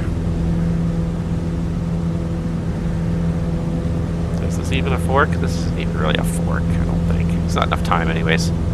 I didn't really see a river of any substance there. It's more like just, again, a little... I think it's a little trail that leads somewhere. But I don't think that was it. I think this is the river up here. And then we're going to take the East Fork. Alright.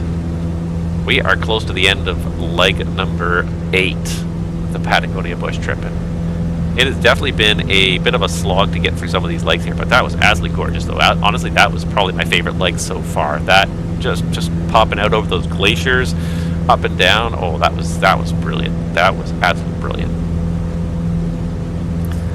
Alright. It's almost a straight shot to a fork in the road just after another river crossing. Road, I don't even see how the road gets across the river. Oh, it goes down here.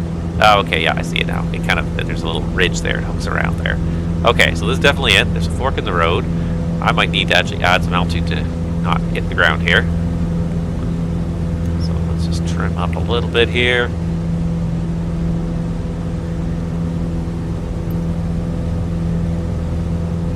Follow the follow road across the plain. It will lead you past hills and cliffsides and ultimately to the city of El Calafate.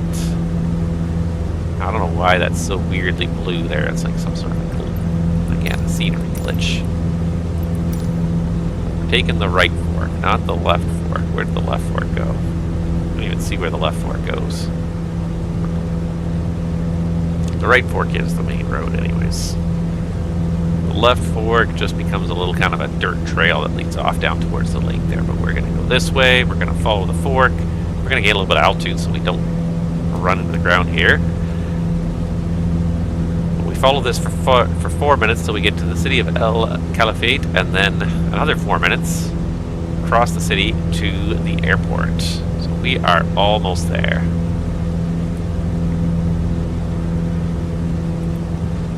And then after this, it's short little hops.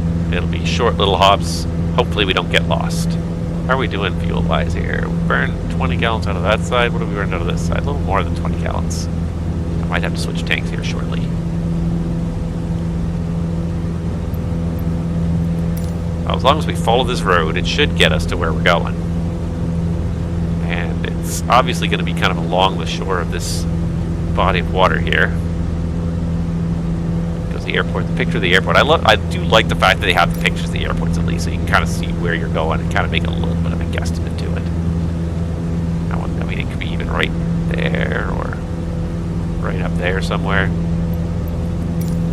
It does make things a little more comfortable. Knowing what the airport's supposed to look like when you get there.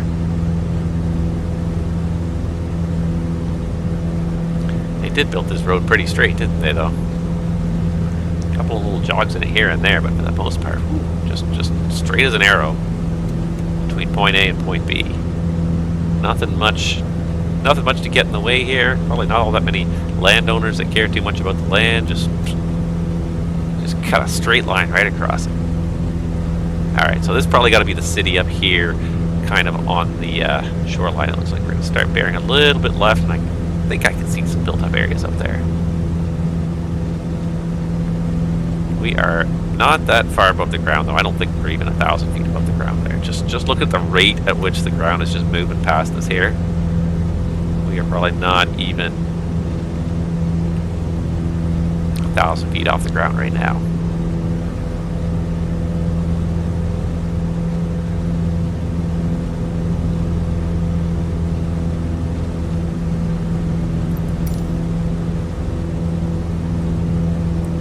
So 441, head directly north over the city to the coast. Once at the coast, head east. The shoreline will lead you to a single runway airport where you can land. Alright. So we'll just keep following this road. Hopefully it doesn't lead us astray. Look at this little road here that winds up this hillside here, though. Oh, what fun that must be to try and drive that. Wonder where that leads to. He's got some evil villain's got a mountaintop lair up there or something. Dr. Evil lives up there.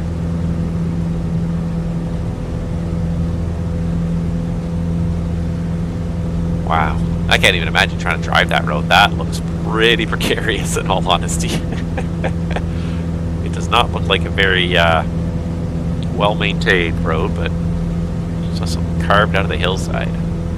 Alright, now we're running downhill. Yeah, here we go. I can see some lights, I think, flashing off in the distance, and I wonder if that isn't the airport up there off in the distance. Because it's quite a bit far past the town, but we'll see.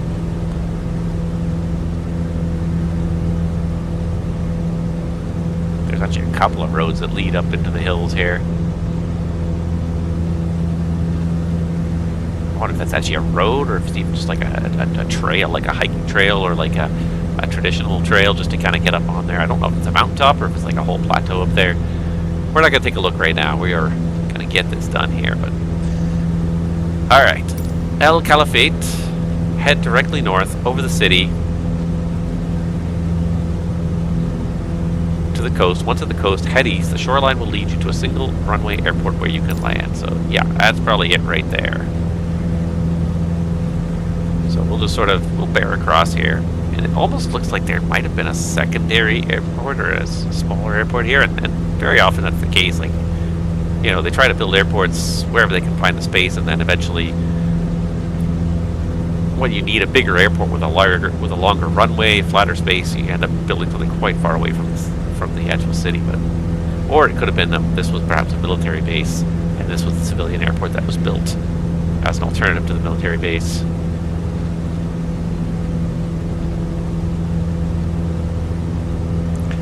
Alright, either way, we might as well just stop the timer now and reset, and it should be about 4 minutes to get there. So yeah, that flashing light right there is got to be the runway. I'm not gonna follow the coastline directly. I mean, you can head north and follow the coastline, but I can see the coastline here. So I'm just gonna fly. I'm just gonna continue flying right along here. And this road will probably actually lead us to that airport anyways. How convenient. Now what do you think? What do you think this city exists for? Looks like a bit of a port here, but if I were a guessing man, I'd say there's probably mining and things like that happening in this part of the world. I would guess that is probably the reason why there's a city down here. That's my educated guess. I don't know. But that would be my educated guess, is that mining can usually build up a pretty decent city. And it looks, a lot of the city looks kind of, I hate to use the word temporary, but yeah, it looks like it's kind of just carved temporarily out of the desert. Not desert, but you know what I mean. Carved temporarily out of the landscape. It is almost a desert-like landscape. Like, there is vegetation, but it's not big vegetation. Probably because we're on the east side of the Andes now, they probably don't get a whole lot of precipitation down here. The mountains block off a lot of the, assuming that we're in the same kind of latitudes where you get the westerlies again, then the mountains will block off a lot of the predominant you know, streams of moisture from the ocean, and you end up with a pretty dry landscape on this side, I would imagine. I would assume mining, because it's also clustered around a harbor too, which would be just perfect for, you know, shipping out whatever minerals you are mining down here. Yeah, so that's the airport right there. We saw it quite a far way away, and I sometimes almost wish they wouldn't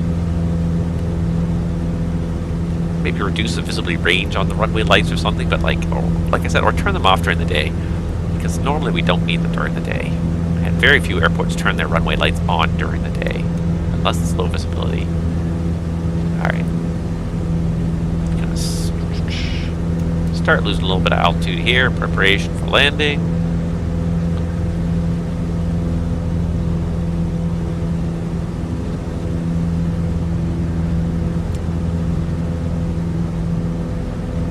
Definitely a change in the landscape from the glaciers we were flying through before, though.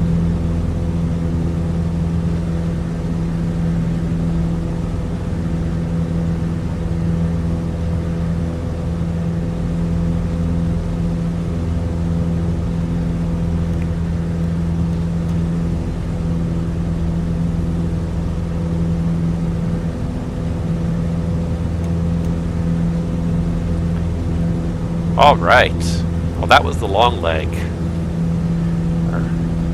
Let's see our destination now. One more mile and we'll start slowing this thing up for the approach. We're just slowly drifting down a little bit here.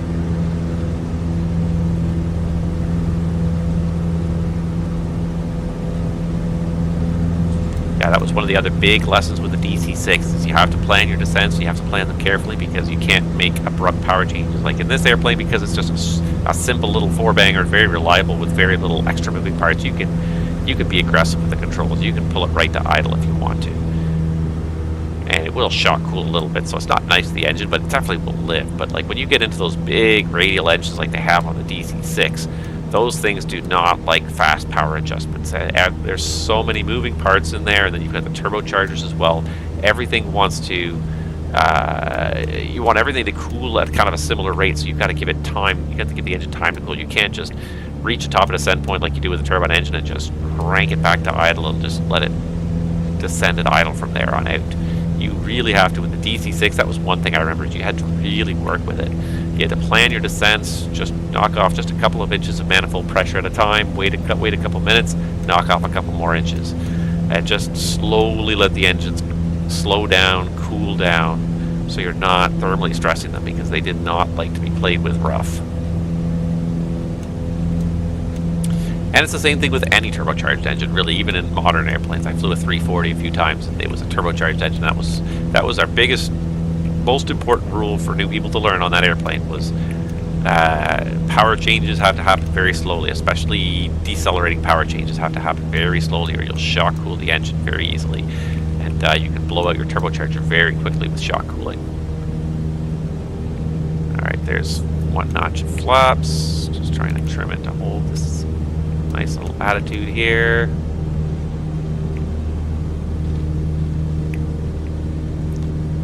Alright, moment of truth, try not to nose over. I do seem to do better on paved runways though. Saab 340, I've never flown the Saab 340, no, the Cessna 340. But even the Cessna 340 had turbocharged engines. This was quite a long time ago in my career, but yeah, you didn't have to baby them, but you did have to just think ahead. You couldn't just pull them to idle. You had to give them a chance, the turbocharger a chance to cool down, to decelerate. 500.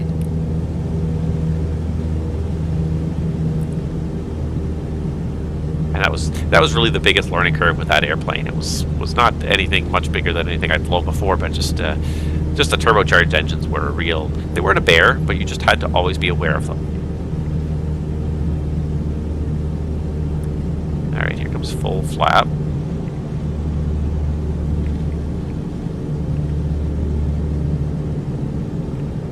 Seems to be just a constant wind, just pushing me this way. There we go. Now I think almost got it. I was trying to kind of get established on a longer central line, but there's this crosswind that was just pushing me off of it.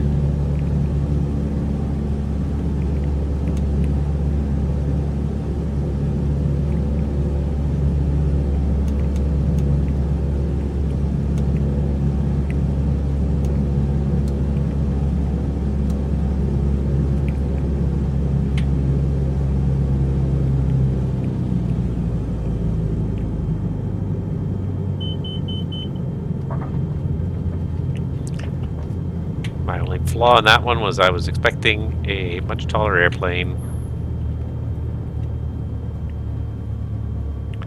And I kind of expected the flare. I did a flight in the Phoenix 320 today, and so I was flaring at the A320 height. Not the X-Cub height. I was trying to, but you get used to seeing certain things.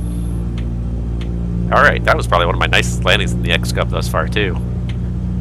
Ignore the fact the stall warning went off there for a couple seconds, but it was just like 10 feet above the runway, a split second before touchdown. That's almost what you're trying to do when you land a light aircraft, is you're almost just trying to stall it onto the runway. That was definitely one of my nicest landings thus far. Alright, I'm definitely feeling another leg. That was an hour and 30 minutes, I think. A little bit longer than advertised, but that's okay.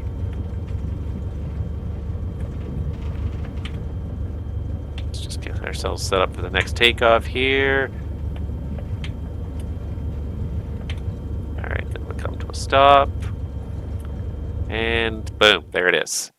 Alright, leg completed, 1 hour and 29 minutes. Let's continue with the next leg. This one should be pretty short. 41 minutes. Okay, this might even be the end. I don't know. We'll see how this goes. All right, I don't need you. Let us reset the flaps. Back to 1. Back to 1 notch. All right, let's get the elevator trim back to a more neutral. So somebody finally commented on one of my videos where the elevator trim is. And there it is, right there. And somewhere right around there should be good for takeoff. Alright, and tanks are refilled. Beautiful. Yep, alright. So 41 minutes on this one. This might be the last leg for tonight, and then we'll do all the shorties after this. But anyways, alright, Santa Cruz. Make your way northeast after taking off. Following the shoreline of the vast lake just north of the airport, the shoreline will lead you past a river opening. 2 minutes and 4 seconds. Alright, are we ready?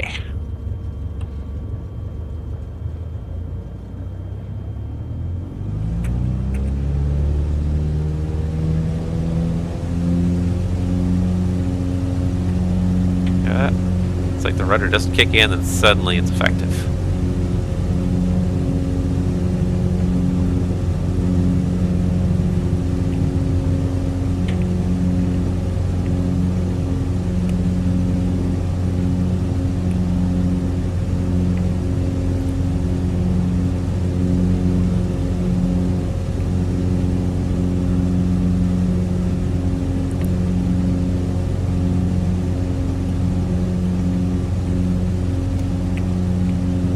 Alright, we're back to targeting 1,500 feet, so let's go ahead and start that timer.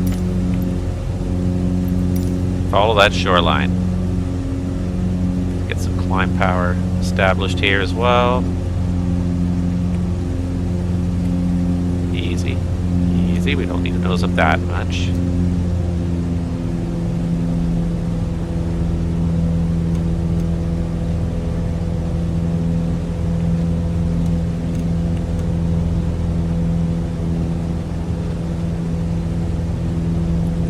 Alright, now the joy of trying to trim it out, which is always seems to be my biggest challenge. There we go, there we go. There you go. Give it a second though and it'll start swerving every which way, and that's fine. Do what you want. We'll get there. Alright. So we're looking for this river opening. Shoreline will lead you past a river opening. Continue north of the shoreline. You should already be able to see in the distance another river opening. Make your way there. This is Santa Cruz. I assume that's the name of the river, maybe. And then, yeah, as soon as it starts to actually kind of, the speed starts to stabilize, you start pitching up and gaining altitude again.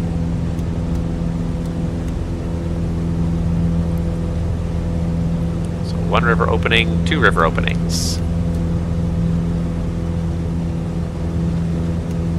Yes, I forgot there was a 41-minute leg. I thought we were right back into like 14-minute legs, but no, this one's actually a long one too. So I feel like this leg might end it, and then in the last stream next week we'll just do like just 5 short legs, bang, bang, bang, bang, bang, get them all done.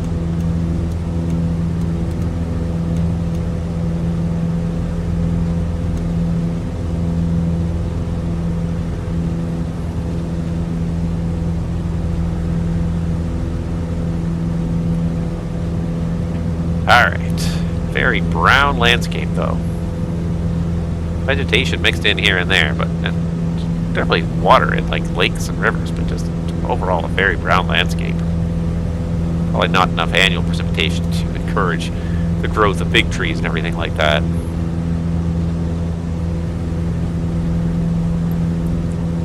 Alright.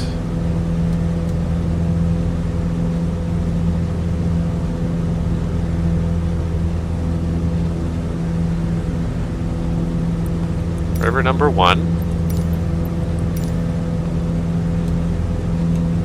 2 minutes to river number 2. The river will twist its way northwest through the open plain. Follow the riverbed until you eventually see a road running close to the river's western bank. Begin following the road when you see it. So we follow the river in this case. There we go, we got it almost back down to 1,500 now.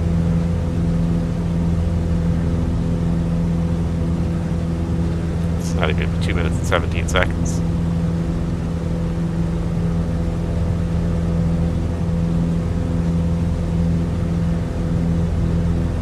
2 minutes and 7 seconds. It's not even gonna be close. The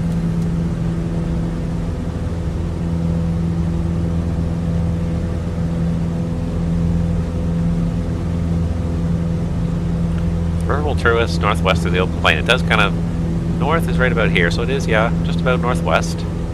Follow the river until you eventually see a road running close to the river's western bank. You can follow the road when you see it. Now we're a little bit low. Keep constantly correcting. Oi.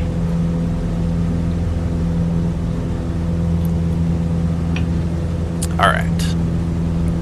Yeah, I guess it'll be close to 2 minutes by the time we get here. Yeah, very close. Okay. I don't see another river anyways for a little bit here, so this has got to be the river. So follow the river. 11 miles. The river will twist its way northwest. Yeah, I see that. We're looking for a road by the western bank. Alright, we're losing altitude here. Don't lose altitude. Back to 1,500. Keep it pegged to 1,500. So 5 minutes. 10 seconds before we reach this other road. Now there is a road here already. Comes here, crosses our river, goes off. I wonder if it will come back to the western bank at all here.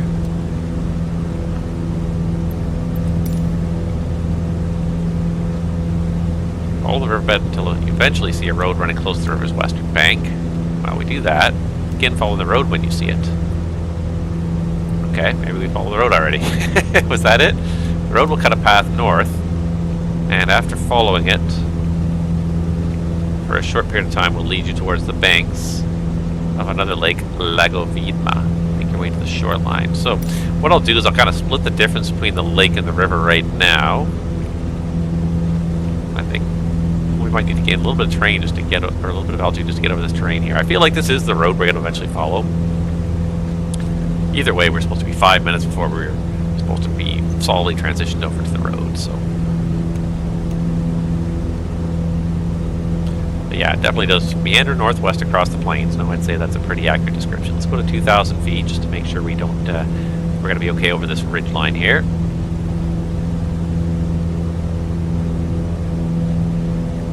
There we go. 1,700. Did I leave that out for takeoff? Naughty, naughty.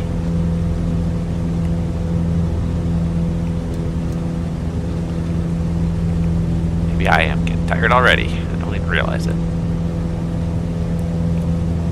Why did they say wait till it meanders close to the western shoreline? I could have just said follow the road that crosses the river. I could have started following it now. Alright, 2,000 feet should do us for now here. We may even need more than that. Eventually. We'll try to keep it at about 2,000 for the time being and see how that works out. But yeah, this road just kind of, I mean, there's a few little branches off it, but the main road just is going to parallel this river by the looks of it, which is fine.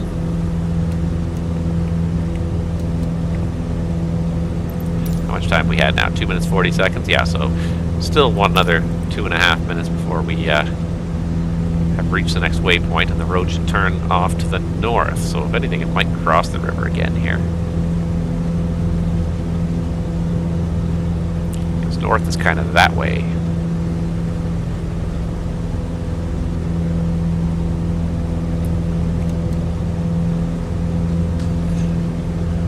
The road does kind of meander past the river. Yeah, no, it's got it. I mean, it is this road. It's obviously this road we're following. It's just a question of what do we do next? So, after that, it's going to be another 6 minutes. The road will cut a path north, and after following it for a short period of time, will lead you towards the banks of another lake, Lago Vidma. Lago Vidma? Make your way to the shoreline. Alright, so, let's follow this road. Keep an eye on this road. We're still kind of meandering with the river as well.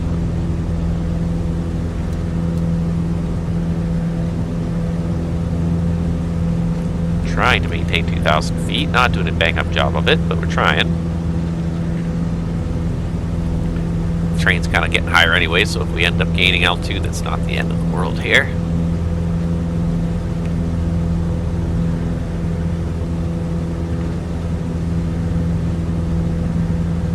I'm just kind of looking off towards the north to see if I see a lake in the distance, but I don't. But this is a long couple of stretches here. 5 minutes for the first one, 6 minutes for the next one. Now we're about 4 minutes. Alright. So now they want us to more or less kind of follow the road, which is what we're gonna do.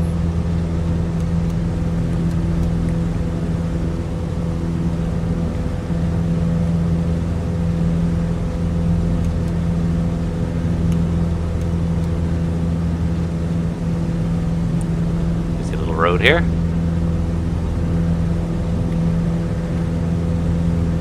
Lots of cars going along it. And now, of course, my dog wants to go outside. Alright, let's just see how the timing's working out here. So follow us. Oh, for crying out loud, dogs.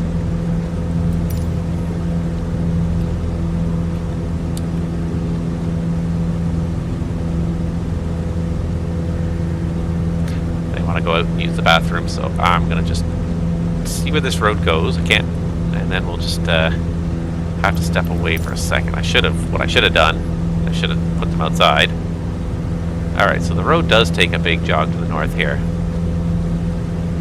I don't want to leave it for too long.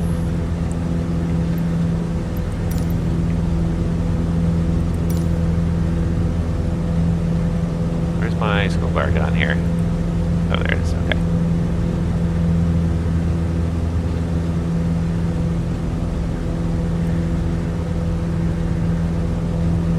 where does this road go now? It kind of goes up here. Road will cut a path north and after following for a short period of time will lead you towards the banks of another lake, Lago Viedma. Make your way to the shoreline. Alright, so there's the road there, so I'm just going to have to step out for a second and let the dogs be and hope that the plane does not go down in that time. Just give me 1 second, guys, I'll be right back.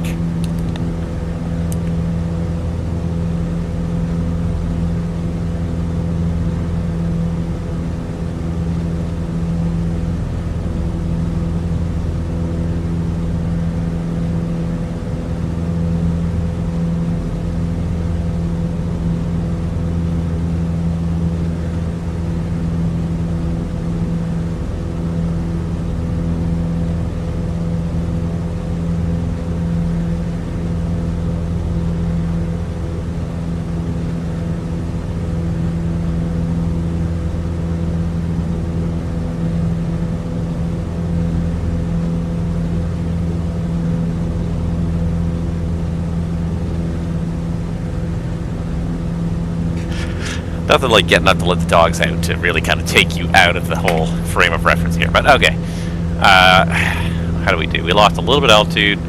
We turned a little tiny bit. Wasn't too bad though. So 6 minutes to Lago Viedma. So yeah, the road is definitely cutting north. We're definitely going the right way here. Yeah, that wasn't too bad. I was afraid. I was contemplating putting the autopilot on. I'm like, no, I can do this. We're gonna do this whole flight without the autopilot. I should have. That was my stupid mistake. I should have gone and let the dogs go out and put them to bed when we stopped there. And honestly, I didn't even think about it. I was just excited to get the next leg going. But that's okay. I'm just gonna let them go for a minute here. But definitely, this road is kind of meandering this way. If I really truly get lost, ooh, look off in the distance. There's a big lake there. I tried to keep it straight and level. I appreciate your willpower. Just use the force. Just straight and level, straight and level. All right, then I'm going to go upstairs in about another 60 seconds. As soon as they've had their time outside, I'll let them back in. Oh man, I don't mind doing this for the pilot's light because the autopilot's on. It's all good. Although even that's not perfect. Like it's funny. Like that Phoenix 320 flight I did today. I did a fairly long flight, and I actually went out and ran an errand while it was going. It was from the Caribbean back to Canada, so it was a fair amount of oceanic flying with nothing at all happening. No ATC online, no nothing. So I let it fly while I was away doing the errand, and I opened the door when I came back, and all I could hear was the autopilot alarm going off, and I'm like, oh, what now? And it actually wasn't too bad, but the autopilot had probably been off for a good 10 or 15 minutes. What had happened was the IGG had actually failed. I don't know if that was actually related or not, but the IGG had failed, but I feel like it was probably like a wind gust, just a momentary overspeed kicked off the autopilot. And then it just did a slow right bank. I had a tracking software going, so I could see it did a slow right turn and gained about 5,000 feet. It was about 5 or 10 minutes before I got home, at least, so it wasn't all that long, but you just can't leave these things. All right, I'm just going to let them in, and then we will continue. I can see the road kind of bending off to the right there. Just going to mute this so you don't hear me running away.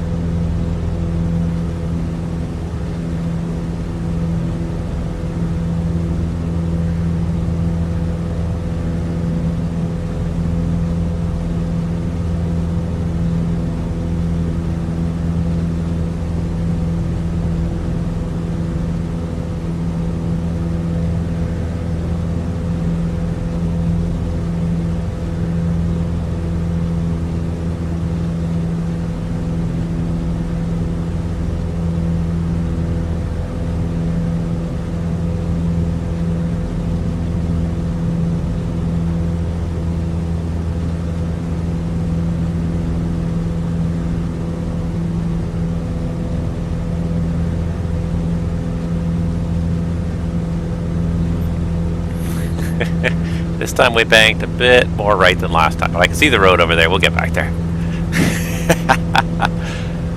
Alright, anywho. After about 6 minutes, we're supposed to be approaching Lago Viedma. Alright, I appreciate the effort to keep it straight and level. Make your way to the shoreline. So hold on. The road cut after fall will lead you towards the banks Lago Viedma. So does the road actually turn here or not? That's my question. Is this the road here? I think this is the road here. So I think the airplane was smarter than I was. It turned before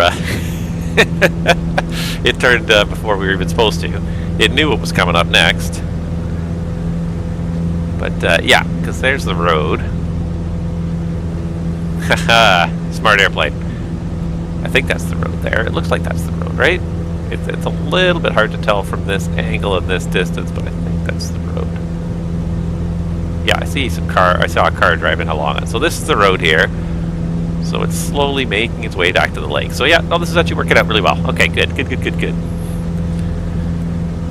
Alright, adjust and turn to head southwest along the southern shore. So we're pretty much heading north now.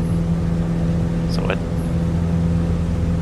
adjust and turn to head southwest along the southern bank of the lake. After passing a river opening, continue along the shoreline heading northwest.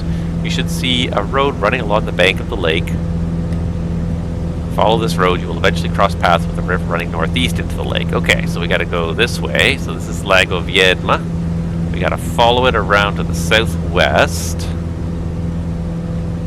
I'm all disoriented here. Maybe it's because I got out of the seat for a minute there, but I am thoroughly disoriented. No, we are actually facing pretty much due north right now. So they want us to go southwest. So a left turn along the shoreline here. Okay.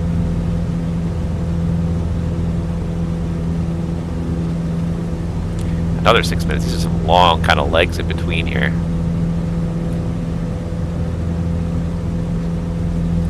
That river does not look like it runs very full, at least not this time of year, whenever this satellite imagery was generated.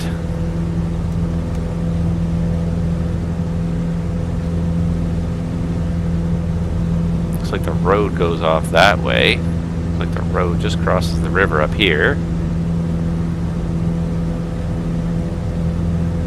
Goes off that way to the northeast, but we're going to the southwest. After passing a river opening, northwest. Alright, so let's do a reset as we turn here to kind of parallel the coast. And there's a little bit of a road here. It's a very small little kind of minor road. It must have branched off this road here. Yeah, somewhere along here. It's branched off the main road here, but so river opening, then follow it northwest, in total 6 minutes and 42 seconds. You should see a road running along the bank of the lake. Follow this road, you'll eventually cross paths with a river running northeast into the lake. So we're looking for eventually a river bridge. So not this one here, but probably way up over here.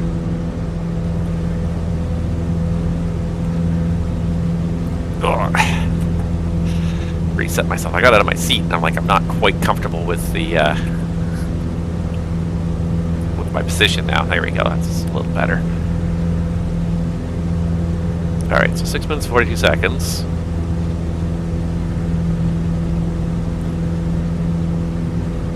Southwest, southern bank of the lake. After passing the river opening, continue along the shoreline heading northwest. So yeah, so we bear to a little bit to the left, so we're now northwest. So this is the southwest, this is the northwest. Should see a road running along the river, running right along the edge of the lake. So this road, if it can really be called a road, it really is just like a dirt track through the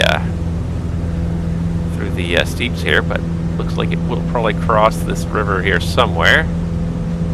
And it will probably follow right along the foot of these coastal hills here.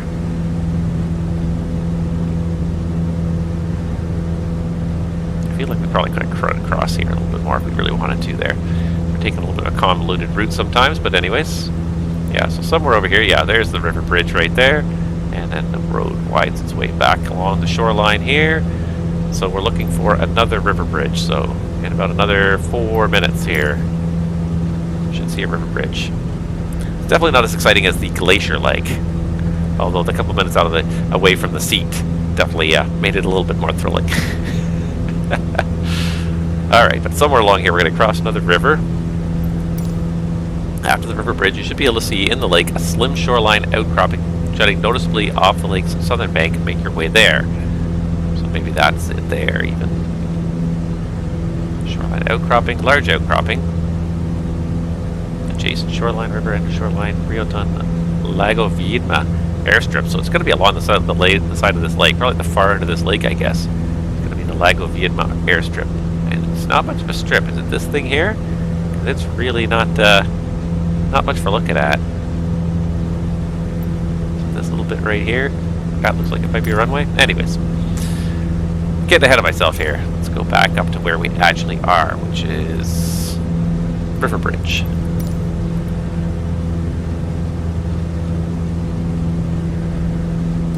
Keep slowly gaining altitude. I'm not trying to. I'm trying to maintain 2,000, and here I am at like 2,300 now. I am unhappy with my own performance here.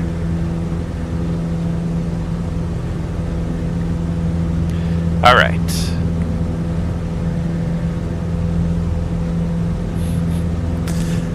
Wonder how much traffic these roadways see, because some of them just like they don't seem to come and go from anywhere.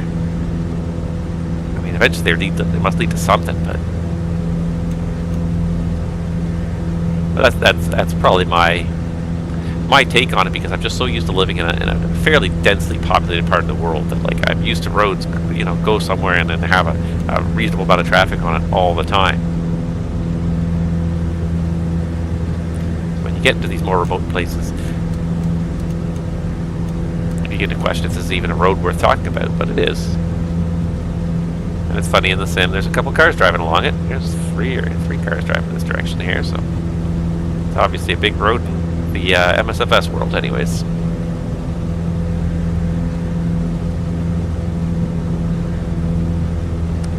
Alright, so another... How much time have we had here? 4 minutes and 24 seconds. Yeah, so another 2 minutes. We should cross, this road should cross a river bridge, and then we can see a couple of outcroppings into the lake there up ahead, so we are on the right track. And I think when we get to the far end of this lake, that'll be the end of this leg. Now I nosed it down too much.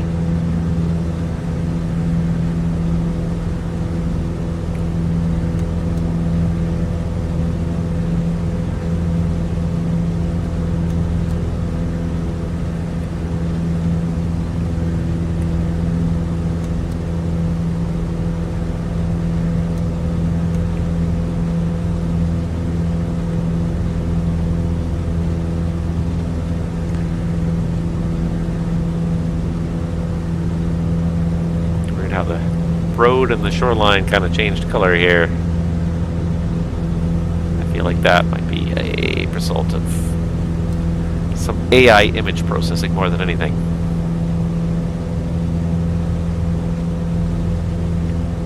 At least I don't have to worry about playing with the ceilings here as we go along these lake shores again, like last time with the Glacier.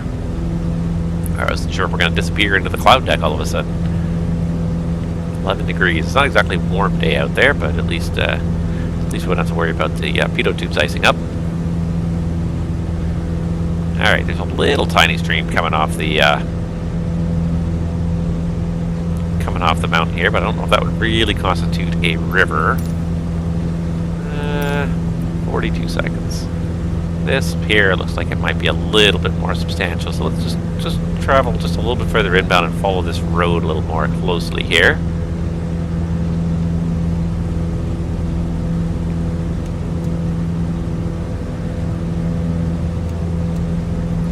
Yeah, this river definitely seems to be making a little bit more of a mark on the landscape, so this is probably the one.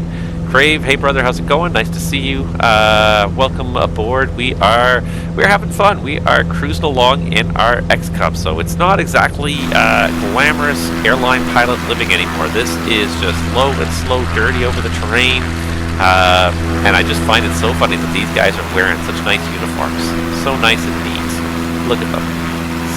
Creased collars and wings and 4-bar epaulets as they fly their X-Cub across the I won't say the wastelands of Patagonia, but definitely across the barren landscape of Patagonia here.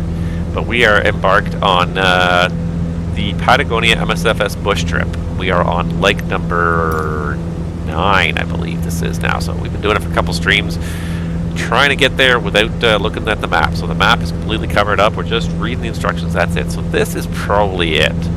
Eventually cross paths with the river running northeast into the lake. I think that was it. You should be able to see in the lake a slim shoreline outcropping noticeably jutting off the lake's southern bank. Make your way there. Yeah, I think that's it. So let's reset. So that must have been it. So that must have been that river crossing. So let's go over to the jutting outcropping. And then beyond that, just ahead further along the shoreline is a wide riverbed cutting its way to the bank of the lake. You should be able to see another larger outcropping further down the shoreline. So another 3 minutes. So 2.5 minutes to get to this one, then another 3 minutes beyond that, another outcropping. I think I see it there, kind of in the distance. And I'm still not doing a good job maintaining altitude. Trying to maintain 2,000. Nice even 2,000. And I think that the airfield we're going to, I think, is on the far side of this lake, though. I think when we reach the end of this lake, we'll be at the airfield. Look at the way the water reflects the light going by here. There are some really neat illusions that make for just some really fantastic looking water effects in the sim too. There's a lot of time spent on a lot of things, and I remember when I was watching some of the I'm completely new to MSFS and aviation in general, so it's nice to find some knowledgeable people to learn from. Thank you. I assume you're talking about me, I hope. Yeah, aviation is interesting because it's such a very such a very technical discipline, and yet there's also sometimes a fine art to it as well. The idea of being able to maintain an airplane flight straight and level, like there's a certain almost an intangible artistic quality sometimes to being able to fly like that and maintain straight and level while still respecting all the technical side of it. It's a very interesting career because there's so many hard skills that you have to be able to have to be a pilot, and technical knowledge especially. But then you also just need these soft skills too, and the higher up in the careers you get, the more you need the softer skills. And the softer skills become more valuable. The judgment and risk assessment and handling crew members, multiple crew members. I just found out that planes have wings, so that's where my knowledge is at. Okay, well, yeah, we got wings. We also have a tail behind us there.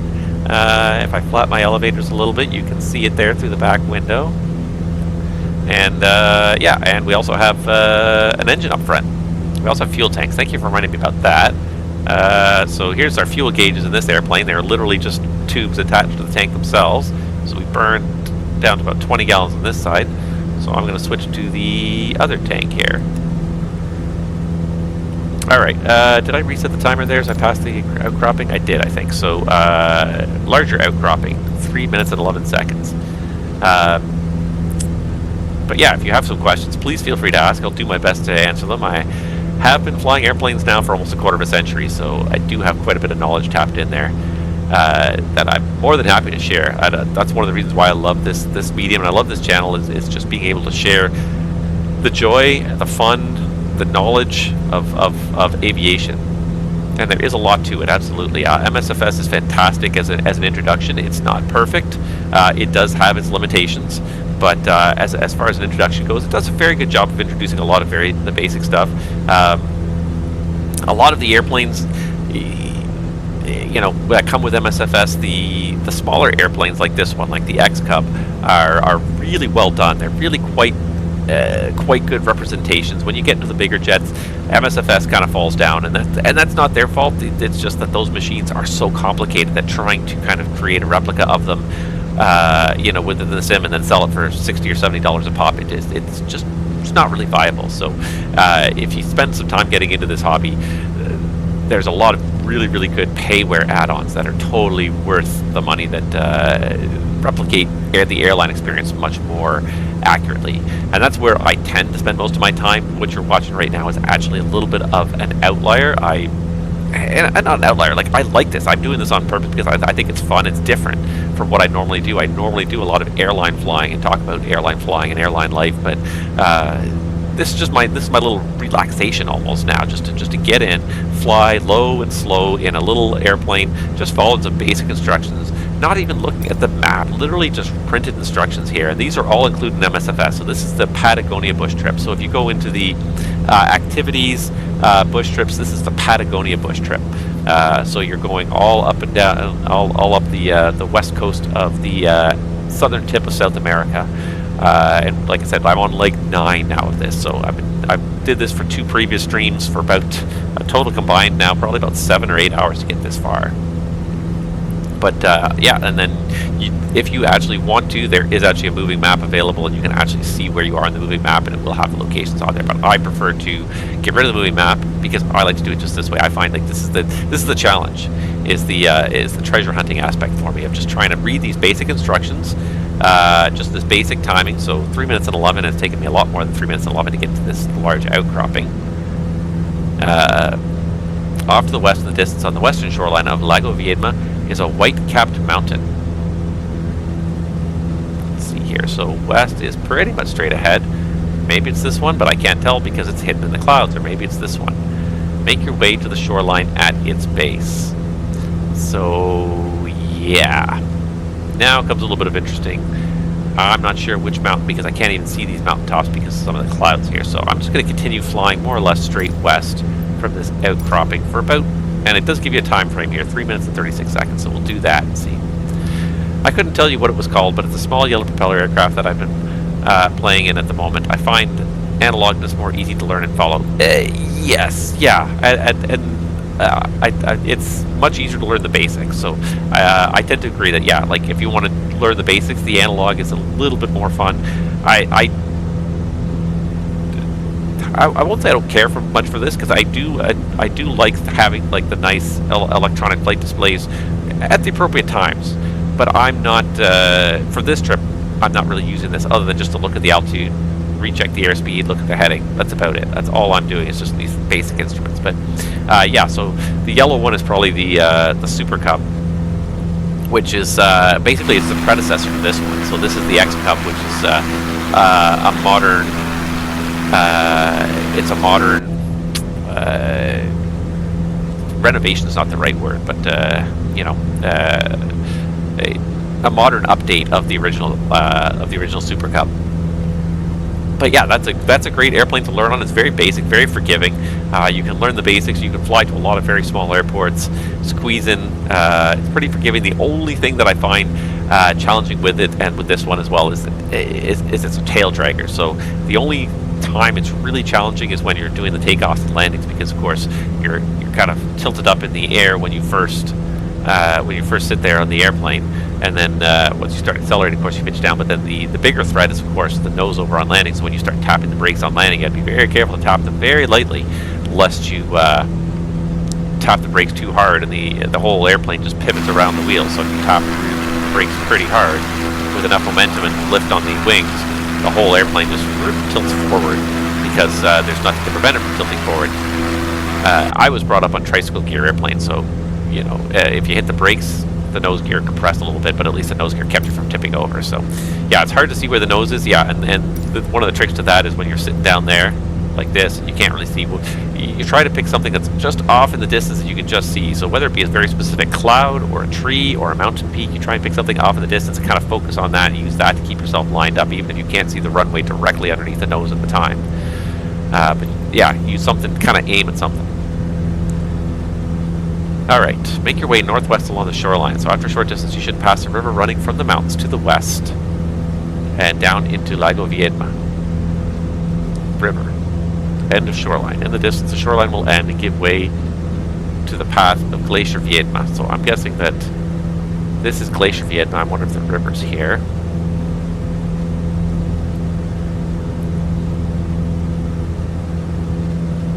Alright, so I think we're just going to come fly around this whole kind of base of the mountains here. So this was more or less 3 minutes. I don't know which of these mountains I was supposed to. Probably this one. It was probably this one, because that one's pretty white peaked. This one's not so white peaked. So from that direction, that would have been the one. So that's pretty close. Yeah, with tail draggers, it's a little bit hard to see where the nose is when you're on the runway, and the landing, you got to be careful of that nose over.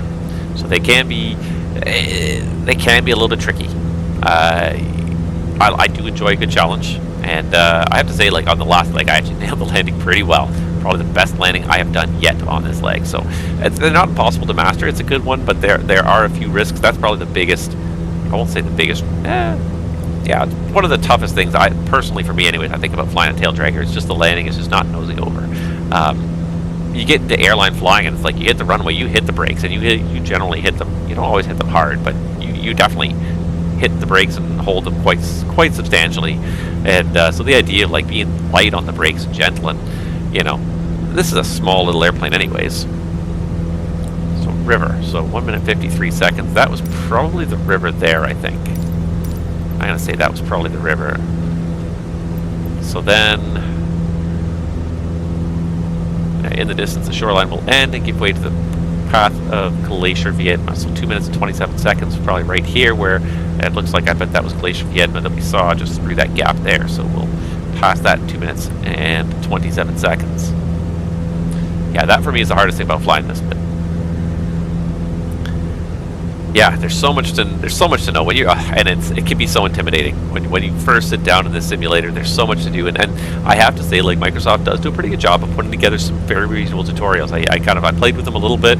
I sent my brother to go and do them to sort of start you off in the right direction. But then the world is your oyster, though, and that's the great thing about the simulators. It's the whole world is out there. You can do whatever you want with it. So you can do serious flying and try and focus on straight level, flying place to place, find charts online and plan a whole cross country and fly it just by looking out the window. Or you can just have a little bit of fun, just cruising up and down the glaciers and seeing sights and going sightseeing, flying over the pyramids or landing beside the pyramids if you want. You can do that. The whole world is there. It's modeled, sometimes in really good detail. Sometimes the detail's not quite as good, but this could have been the river as well. This may well have been the river. Or this might be where the glacier pops in here. Either way, we're going to follow the shoreline in just the distance around to the northeast.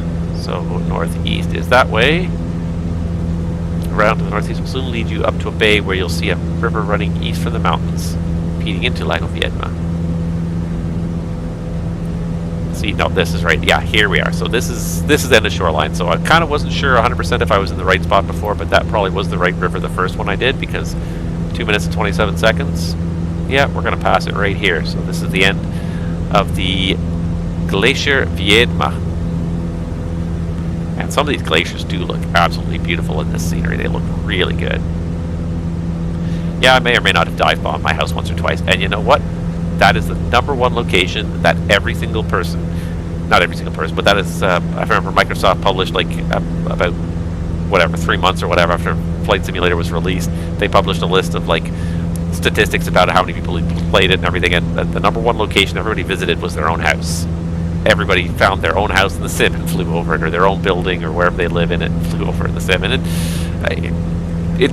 I think more than anything, that was the thing that proved how thorough this model of the world really truly is. Like I've flown quite a few previous iterations of the simulator. I flew FS4 back in the day, back in the early 90s, late 80s, early 90s, and and the scenery was so rudimentary back then that you just can't even believe it. That this is this is the derivative of it. But yeah, it's still like this is just a whole other generation in terms of how much detail is out there. So the whole world is at your disposal. You can fly whatever you want. You can, and if you want to get into it, like a lot of these airplanes can be quite realistic, and there are lots of add-ons that are incredibly realistic that add incredible levels of detail. When you start to get into it, if you want to try your hand at flying airliners, there are some just absolutely fabulous models. Yeah, and that's just it. Like some of these things out the window, you're just looking out the window, and you would be almost hard pressed sometimes to tell. You're right, if it's a photograph or if it's the real deal. Some of these things are so detailed. All right, so follow shoreline distance around to the northeast will lead you up to a bay where you can see a river running east from the mountains, feeding into Lago Viedma. So after 3 minutes and 55 seconds, so we're going to keep coming up here. Probably up here's the bay, and then turn east and head over the water, past the shoreline, and make your way over the plain. You should see a road running and twisting its way east. Follow the road a short distance. Oh, Jesus. Okay, well, let's follow this shoreline around first and find this river that's running in here. Don't get too far ahead of myself. But yeah, the detail level, the satellite imagery is just what makes this sim fantastic. If you take away that, if you take away your internet access and you take away that streaming, it starts to look a lot like the older versions do, like the previous generation did, where everything was sort of defined as like areas of like, this is forest, this is farmland, this is city, and then everything was sort of like generically generated on top of that. But like all this real world process scenery just is a whole nother level. And that's just it. Like like today, I was flying a flight in an A320, and I'm looking out the window, and I'm just marveling at like, yeah, I see the college I went to down there. I see the highway. You know, I see the buildings I used to live in.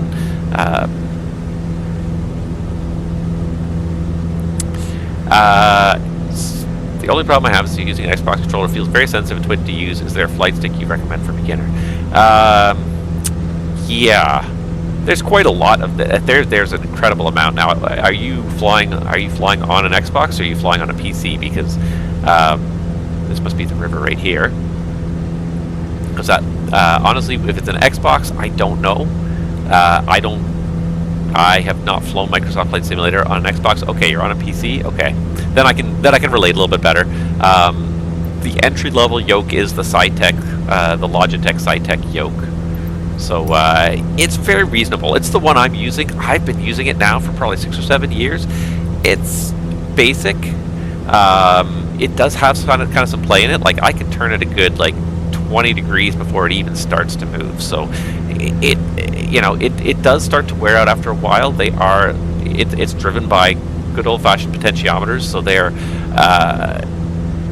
it's not going to be the most rugged and reliable in the long term, but if you're not sure if you're going to be in this for the long haul or not, then I recommend it. You can get the Logitech yoke. I'm pretty sure, yeah, the Logitech yoke will also come with a very basic throttle quadrant where you'll get three throttles, so you can have mixture, prop, and throttle. So you have mixture. So you got your mixture here, your prop speed, and of course the throttle for actually controlling the engine speed. Yeah, the Logitech one, it's very reasonable. I think it's about $225. It's not dirt cheap, but it's the entry level. It really is the entry level. Turn east and head over the water, past the shoreline, make your way over the plain. You should see a road running and twisting its way east. Follow the road a short distance. You should cross paths with the river that runs directly to an airstrip where you can land. Okay, so we're going to turn east. We're going to reset the timer as well. The time on this is going to be 1 minute 42 seconds. Yeah, is that the yoke? Yeah, so yeah, that's what I'm using. I wish I could show you a picture. I mean, I could if I whip off my webcam in a second here, I can show you a picture of it. But yeah, if you go search Logitech yoke, I'm pretty sure Logitech only sells one yoke. I think they sell other joysticks as well, but they only sell one flight yoke, and it comes with a throttle quadrant as well, so you can control the engine speed as well. So it's basic, but it'll do the job. It'll get you what you want to do and where you want to go. So 1 minute and 42 seconds is actually pretty close. I got to kind of focus on what I'm doing here. So there's a road. You should see a road running and twisting its way east. Follow the road a short distance. You should cross paths with a river. Follow with a river that runs directly to an airstrip where you can land.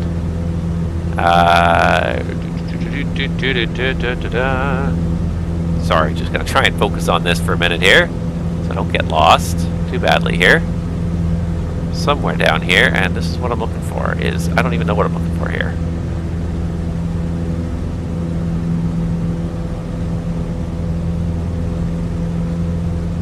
Like it's got to be somewhere around here, but I don't see anything. Oh, right there.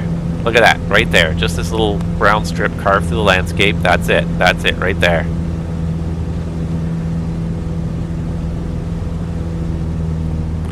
Alright, so carb heat out first before the engine cools down, and then we're going to circle back, we're going to land.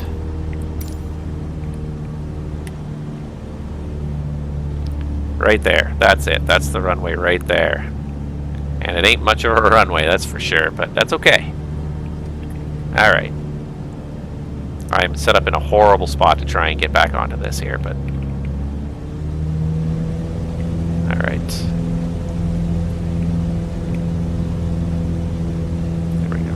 good enough now. Now I got some space, turn around. Recommend a yoke over a joystick. It really depends on what you want to do.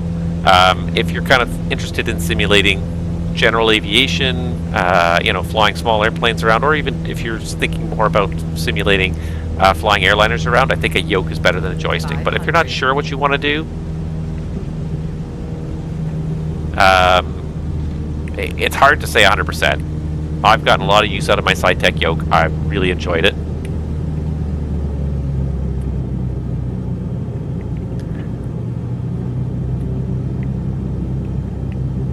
But yeah, I mean, it depends on what your use case is. If you're thinking more like kind of military aircraft, that sort of thing, then a joystick might be more for you. But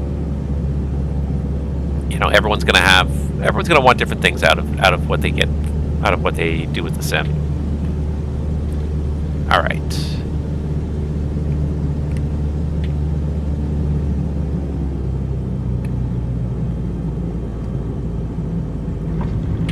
Here. Easy, stop bouncing along.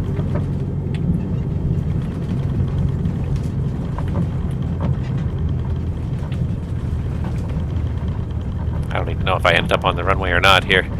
There's like no markers to show that this is a runway or not. I'm just gonna come to a stop and see what it does here.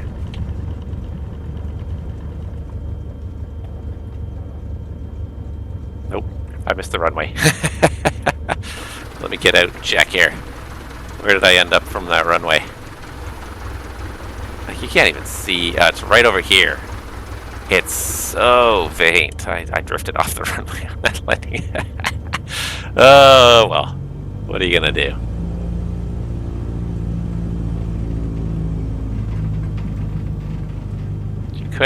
I couldn't even see it barely when I was on it.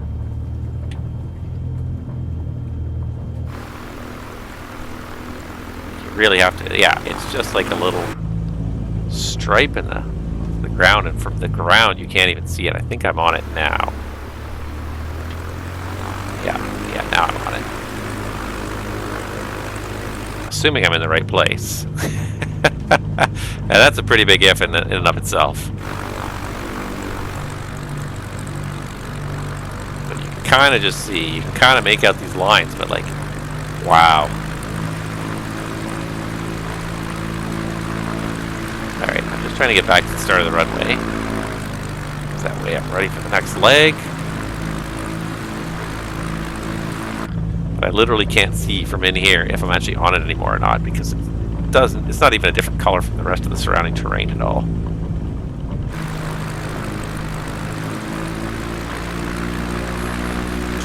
That is hilarious. Well, at least we didn't crash the airplane. That's the important thing.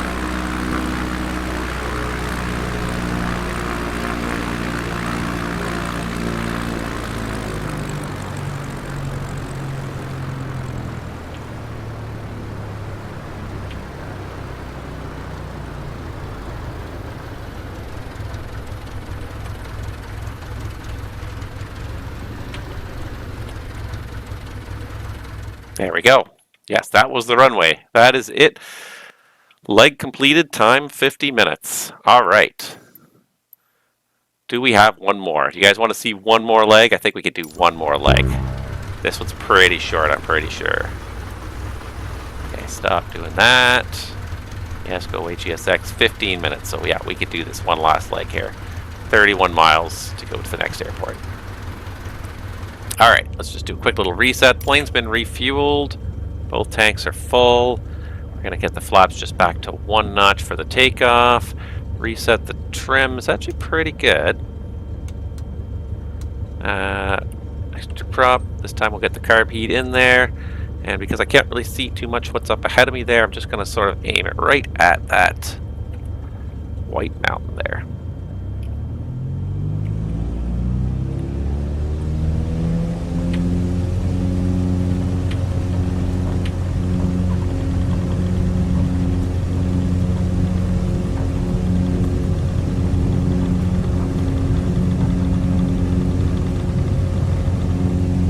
I'm not even sure if I'm on the runway anymore because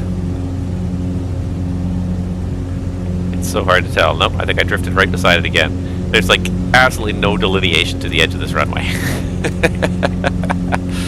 All right. One more leg here. El Chelton. Make your way northwest over the plain ahead and fly towards the mountains in the distance. There's the timer. You should see a river curling its way between some hills before forking on the edge of a town. So make your way northwest, pretty much straight ahead. 3 minutes. See a river curling its way hills before hitting a town. So there is the road out here, so the road will probably help lead us to the village as well. Some crossroads and everything. Let's get the flaps retracted. I'm going to go for about 2,000 feet again, same as last time. Let's just get climb power here. Let's go 2,500 RPM.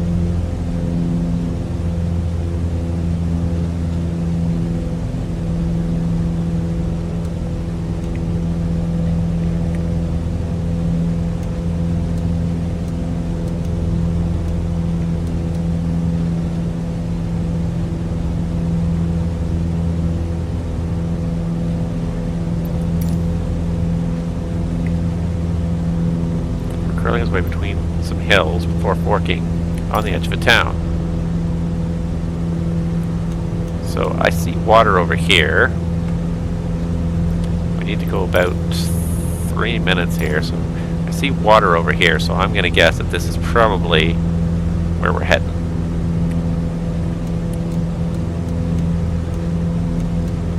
Trying to use that trim wheel to get us straight and level as best I can.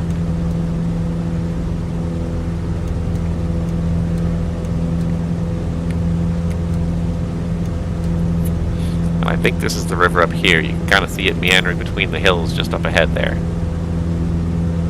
Between some hills before forking on the edge of a town. At the fort, you should take the northernmost branch. 500. 500, huh? Okay, maybe I should be a little higher than 2,000 feet. Oh, and I think I see the town beyond the hills there. Nice. Alright. Good, good, good. So let's go for about 2,500 then.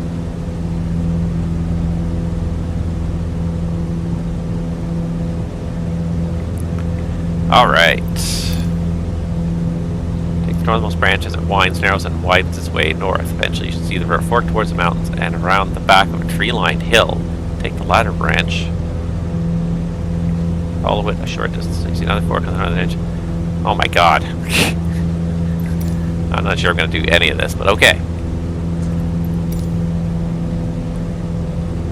Before forking on the edge of a town. Okay, so here's the fork. Take the northernmost fork. So that's what we're going to start our timer at here. So at 2,500 feet, we're going to start our timer for the northernmost fork here.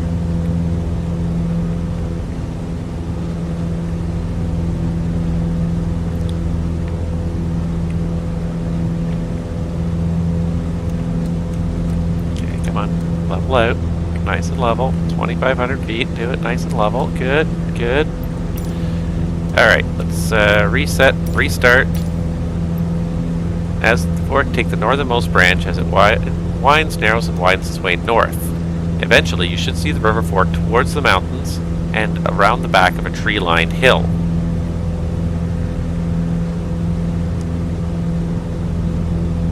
Take the latter branch and follow it a short distance until you see another fork on the northern bank of the river that twists and turns towards the northeast through some hills. Okay, so 3 minutes and 4 seconds to get through all these. So as it narrows and widens its way north,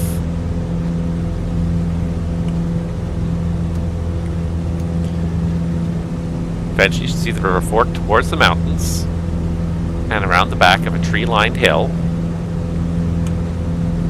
Take the latter branch and follow it a short distance until you see another fork on the northern bank of the river that twists and turns towards the northeast through some hills.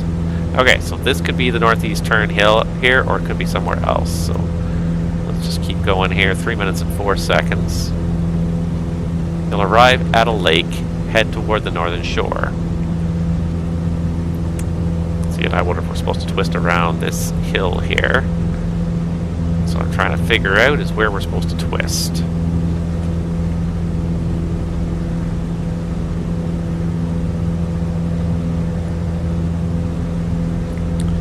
All right.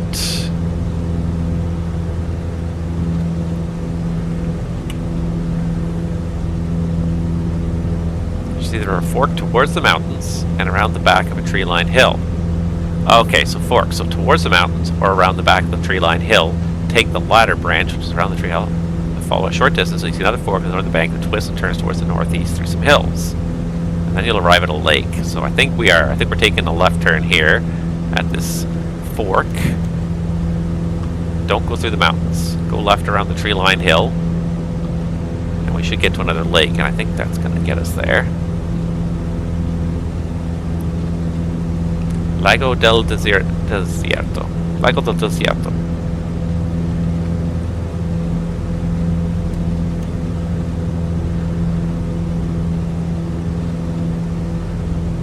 Yeah, go this way.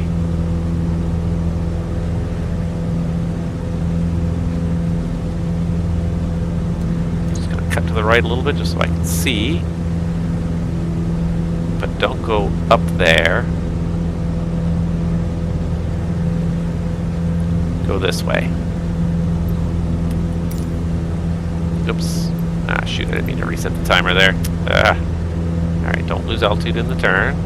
Should see another fork on the northern bank of the river that twists and turns towards the northeast through some hills.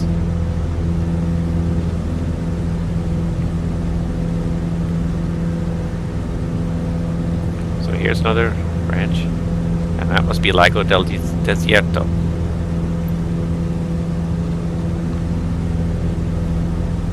You'll arrive at a lake, head towards the northern shore, and you'll see another river opening. Follow the river northeast.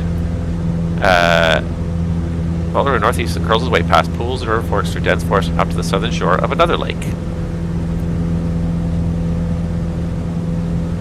Alright, so I don't see any lake off this direction, so I think the implication was to follow the northern fork. So I think this is where we restart our timing here. 4 minutes and 14 seconds. You arrive at a lake, head towards the northern shore. So north is this way, follow the river northeast as it curls its way past pools and river forks through the dense forest and up to the southern shore of another lake. You mentioned you have a lot of experience with aviation. Is that all in the simulator or external? I have spent plenty of time playing with the simulator, but it's also quite a bit of real world experience mixed in there as well. So probably, I wouldn't say quite 50-50, but it's probably getting close now.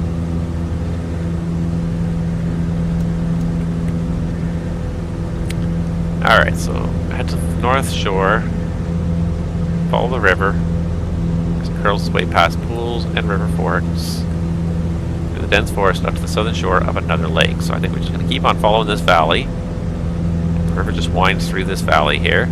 It looks like there is a road along this valley here too, so we're no longer, I think, completely in the wilderness again.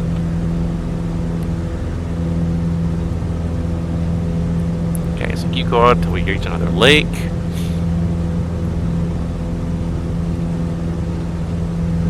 Hopefully we're not going to get lost. Wow, and then we're already there. Holy moly, that did not take long here. That's awesome. Have you done any international flights? I have done some. I've done a lot of transporter flying, but I have done a little bit of international flying. A very, very limited amount of international flying.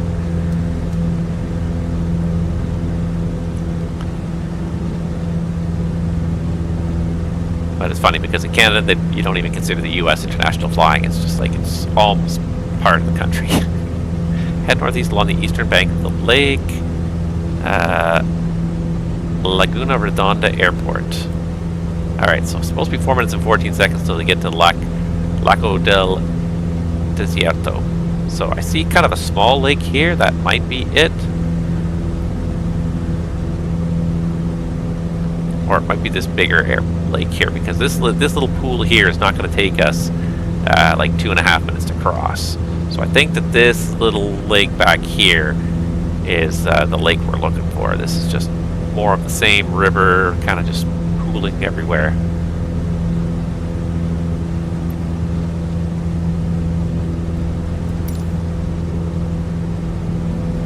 There's another glacier off there in the distance. Glacier-fed lake right there. Yeah, so don't go up the forks, stick straight ahead, and yeah, in another 2 minutes, I can see us being at that lake in about 2 more minutes. It's supposed to be 4 minutes and 14 seconds, so I find that these times are a little bit fast. I think even at full power, I have a hard time getting there quite as fast as these guys, as the people who plan these trips. But if you just add just a small error percentage, about 10%, then I find usually my times are pretty darn bang on. Alright, so if this is Lago del Desierto, head directly northeast along the eastern bank of the lake, 2 minutes and 30 seconds. Head through the valley beyond the lake, over the forest, to a runway where you can land. And it looks like this one might actually be paved, so this one might actually be a little bit easier spot than that last brown stripe across the landscape that was barely even a brown stripe. Yeah, this looks like it could be Lago del Desierto. It certainly seems to make the most sense this way. Alright.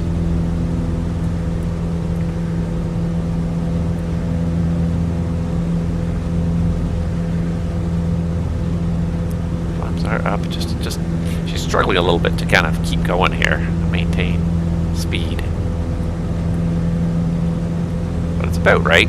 4 minutes and 14 seconds. Yeah, it's about right. 2 minutes and 30 seconds to get to the other end of the lake, and then head through the valley beyond the lake, over the forest, to a runway where you can land. So sort of along the mountain valley there's going to be a runway,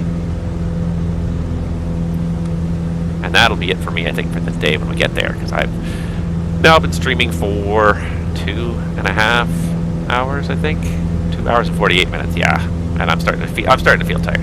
So if you have a pilot's license, is that valid globally, or do you need different requirements to fly in another country? Yes and no. In general, countries will recognize each other's pilot's licenses in the sense that you'll be allowed to fly in that country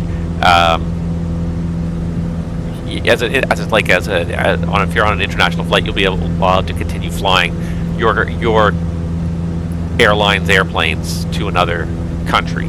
But if you want to go and work for an airline in another country, if you're licensed in Canada and you want to go and fly for an airline in the United States, you would have to get a United States license. So you wouldn't have to start from scratch again. Most countries will have some kind of specialized transition process that is designed to highlight the differences between your countries. I know with the FAA especially, depending on what country you come from, they have a different exam for pretty much almost every country. Well, not every country, because the EU, basically everyone in the EU has the same license, but wherever you come from, they'll have specific exams for your particular license from that country or that group of countries. So you wouldn't have to do everything right from scratch, but you will have to do some exams. See, now you got me talking, and I totally missed up the time here, but anyways, that's alright, no big deal. I'm pretty sure we know exactly where we're going, so that's why I feel pretty comfortable here. I feel like we might need to gain some altitude just to get over that valley, though. No problem, Tom and GT. Thanks so much for watching, and we'll definitely catch you next time. Appreciate you tuning in all the time, and yeah, I'll hopefully catch you with some ATC maybe this weekend. Hopefully, I'm thinking on Friday afternoon, Friday evening, I might be doing some ATC. I don't know if I'll be streaming it, but you'll definitely find me somewhere in Batcan. So hopefully, I'll catch you out there. Otherwise, have yourself a good night, and we'll definitely see you next time. All right, trying to gain some altitude because I think we have to go over this valley here. Yeah. So certainly if you want to continue, like if a flight continues from one country to another, you don't need to necessarily bring on a pilot that's licensed from that country. As long as they're licensed by your airline and your airline has an agreement to fly in that country, then usually it's acceptable. Even for a private pilot, you can usually go and fly in another country. If you're flying your own airplane, you can continue flying. There is generally recognition of licenses from other countries, but if you want to go and certainly get a job in that country, you would have to go and get that particular country's license. Sounds good. I'll have the King Air tuned up. Love it. Love it. I love it. I love some variety, and the King Air is a good bit of variety. Nice fast airplane, but yeah. Now I wonder if this could even be it up here, or if it's just on the other side of this, because I see kind of like a little lake here. I wonder if we're coming up this the other way. Yeah.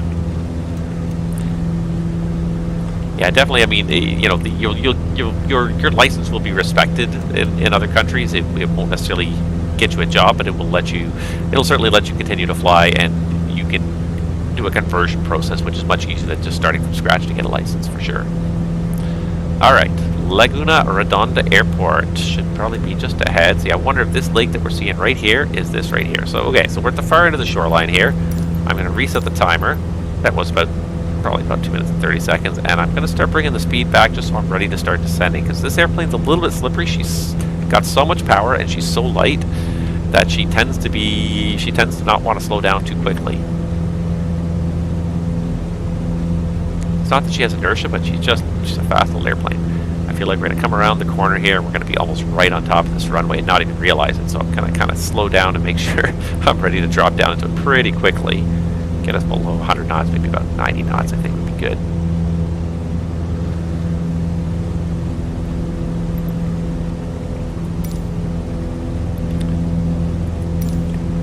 Head through the valley beyond the lake, over the forest, to a runway where you can land. Assuming I'm going down the right valley, and that sometimes is a pretty big if. It's got to be around here somewhere. Alright, so I got it slowed down to about 94 knots, that's okay. And I think that might be it right there. I see kind of just like, see this? Like, it's kind of just cut through the trees there, so I'm going to kind of bear this way. Yeah, I think that's it. It's starting to look more and more like a runway the more I kind of come this way here, so I get the power back even more so I can definitely start to descend. Wow, who put this runway here? With like one end and aimed at like a mountain and the other end aimed at the other mountain. Like, why wouldn't you align it better along the valley? 500. Wow. I mean, what a great little place for an airport, but man, who even like shoved this in this valley and didn't even line the runway up with the valley? So like you have to kind of come down the hillside just to get to this little airport here.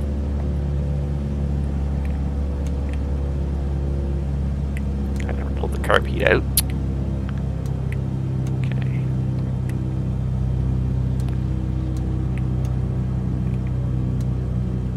Okay, here's my flaps. There's flaps 1. There's flaps 2. And there's flaps full. And wow. What a crazy place to put a little airport here. Holy jabolis. Steep little approach down to it and everything. This is like a full-on idle thrust, full flap approach.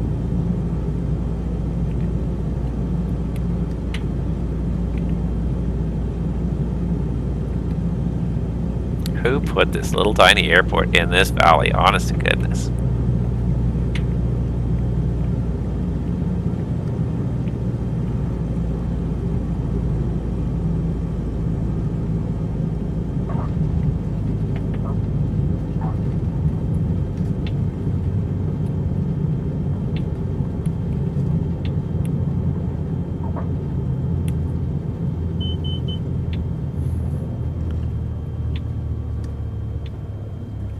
Don't nose over, and that's the risk there with the tail dragger right there.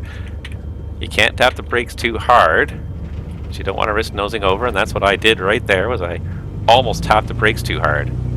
Have you ever seen the Courchevel International Airport? It looks like quite the experience landing there. I have not seen it in person, but I've seen it. I've landed there in the sim, and that is, yeah, that is. I believe there's a landing challenge in MSFS for that, so I've done that landing challenge, and that's a fun little airport to get into. The real world is just, it's got to be totally unnerving. I could not even imagine doing it in the real world.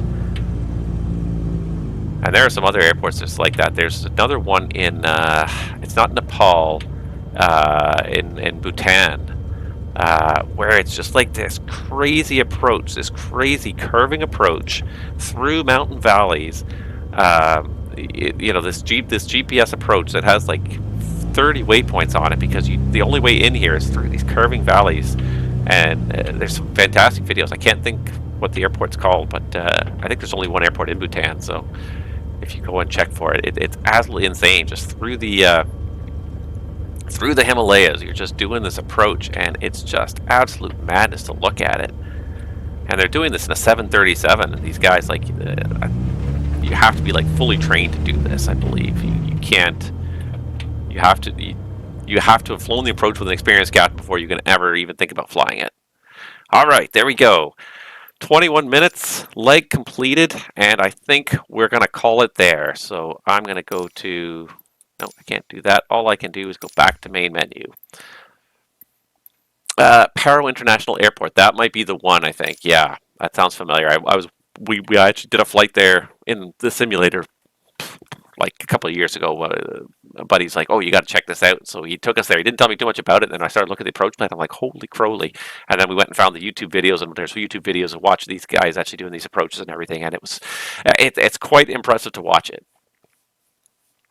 I think you're right. No, I think that is the airport, and it's an absolutely crazy approach. And you watch the 737 coming in here, and it's just winding through these valleys, and like even in daylight, in perfectly visual conditions, you still like are looking at it like I don't know if I would want to go here. I'm surprised they haven't kind of put this in here as an activity, but probably because they don't have great scenery in that area yet.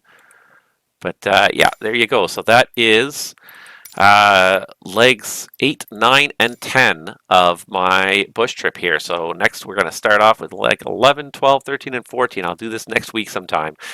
These are pretty short legs overall, so this will take me like probably about 2 hours in total to stream this, and then that'll be it. Then we'll move on to a pilot's life. Yeah. If you didn't already, follow me, and you'll get notified when I'm online. It'll probably be some evening next week where we'll do this last 4 legs, and then we'll get back into my pilot's life career thereafter.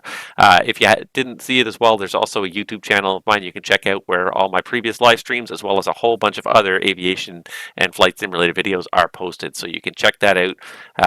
It's the same. It's the same account handle. It's Captain Nabs on YouTube as well. You can check out all my other videos there. So thank you so much, Crave, for watching. Appreciate that. I hope I answered some questions. Good luck. Enjoy.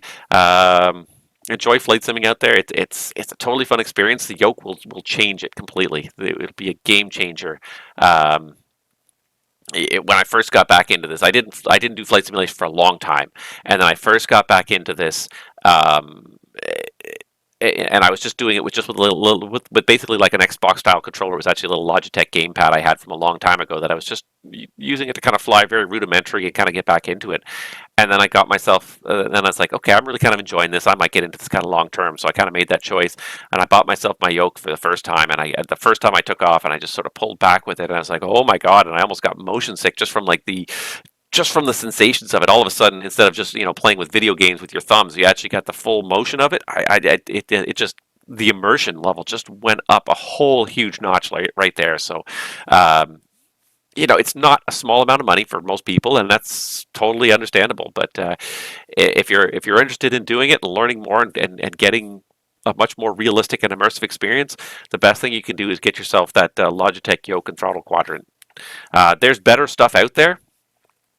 Yeah, you had the same experience with your racing sim, exactly. There's better stuff out there. Logitech is the very cheap, low-end stuff. So if you're not sure if you're really going to be in it for the long term, it's great as like an entry level.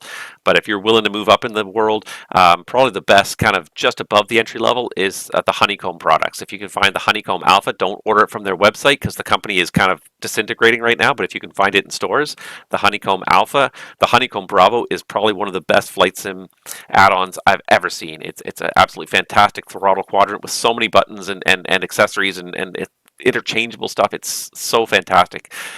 If you really are in it for the long haul, the Honeycomb series of stuff is just above the Logitech in price. Much higher quality, much better design.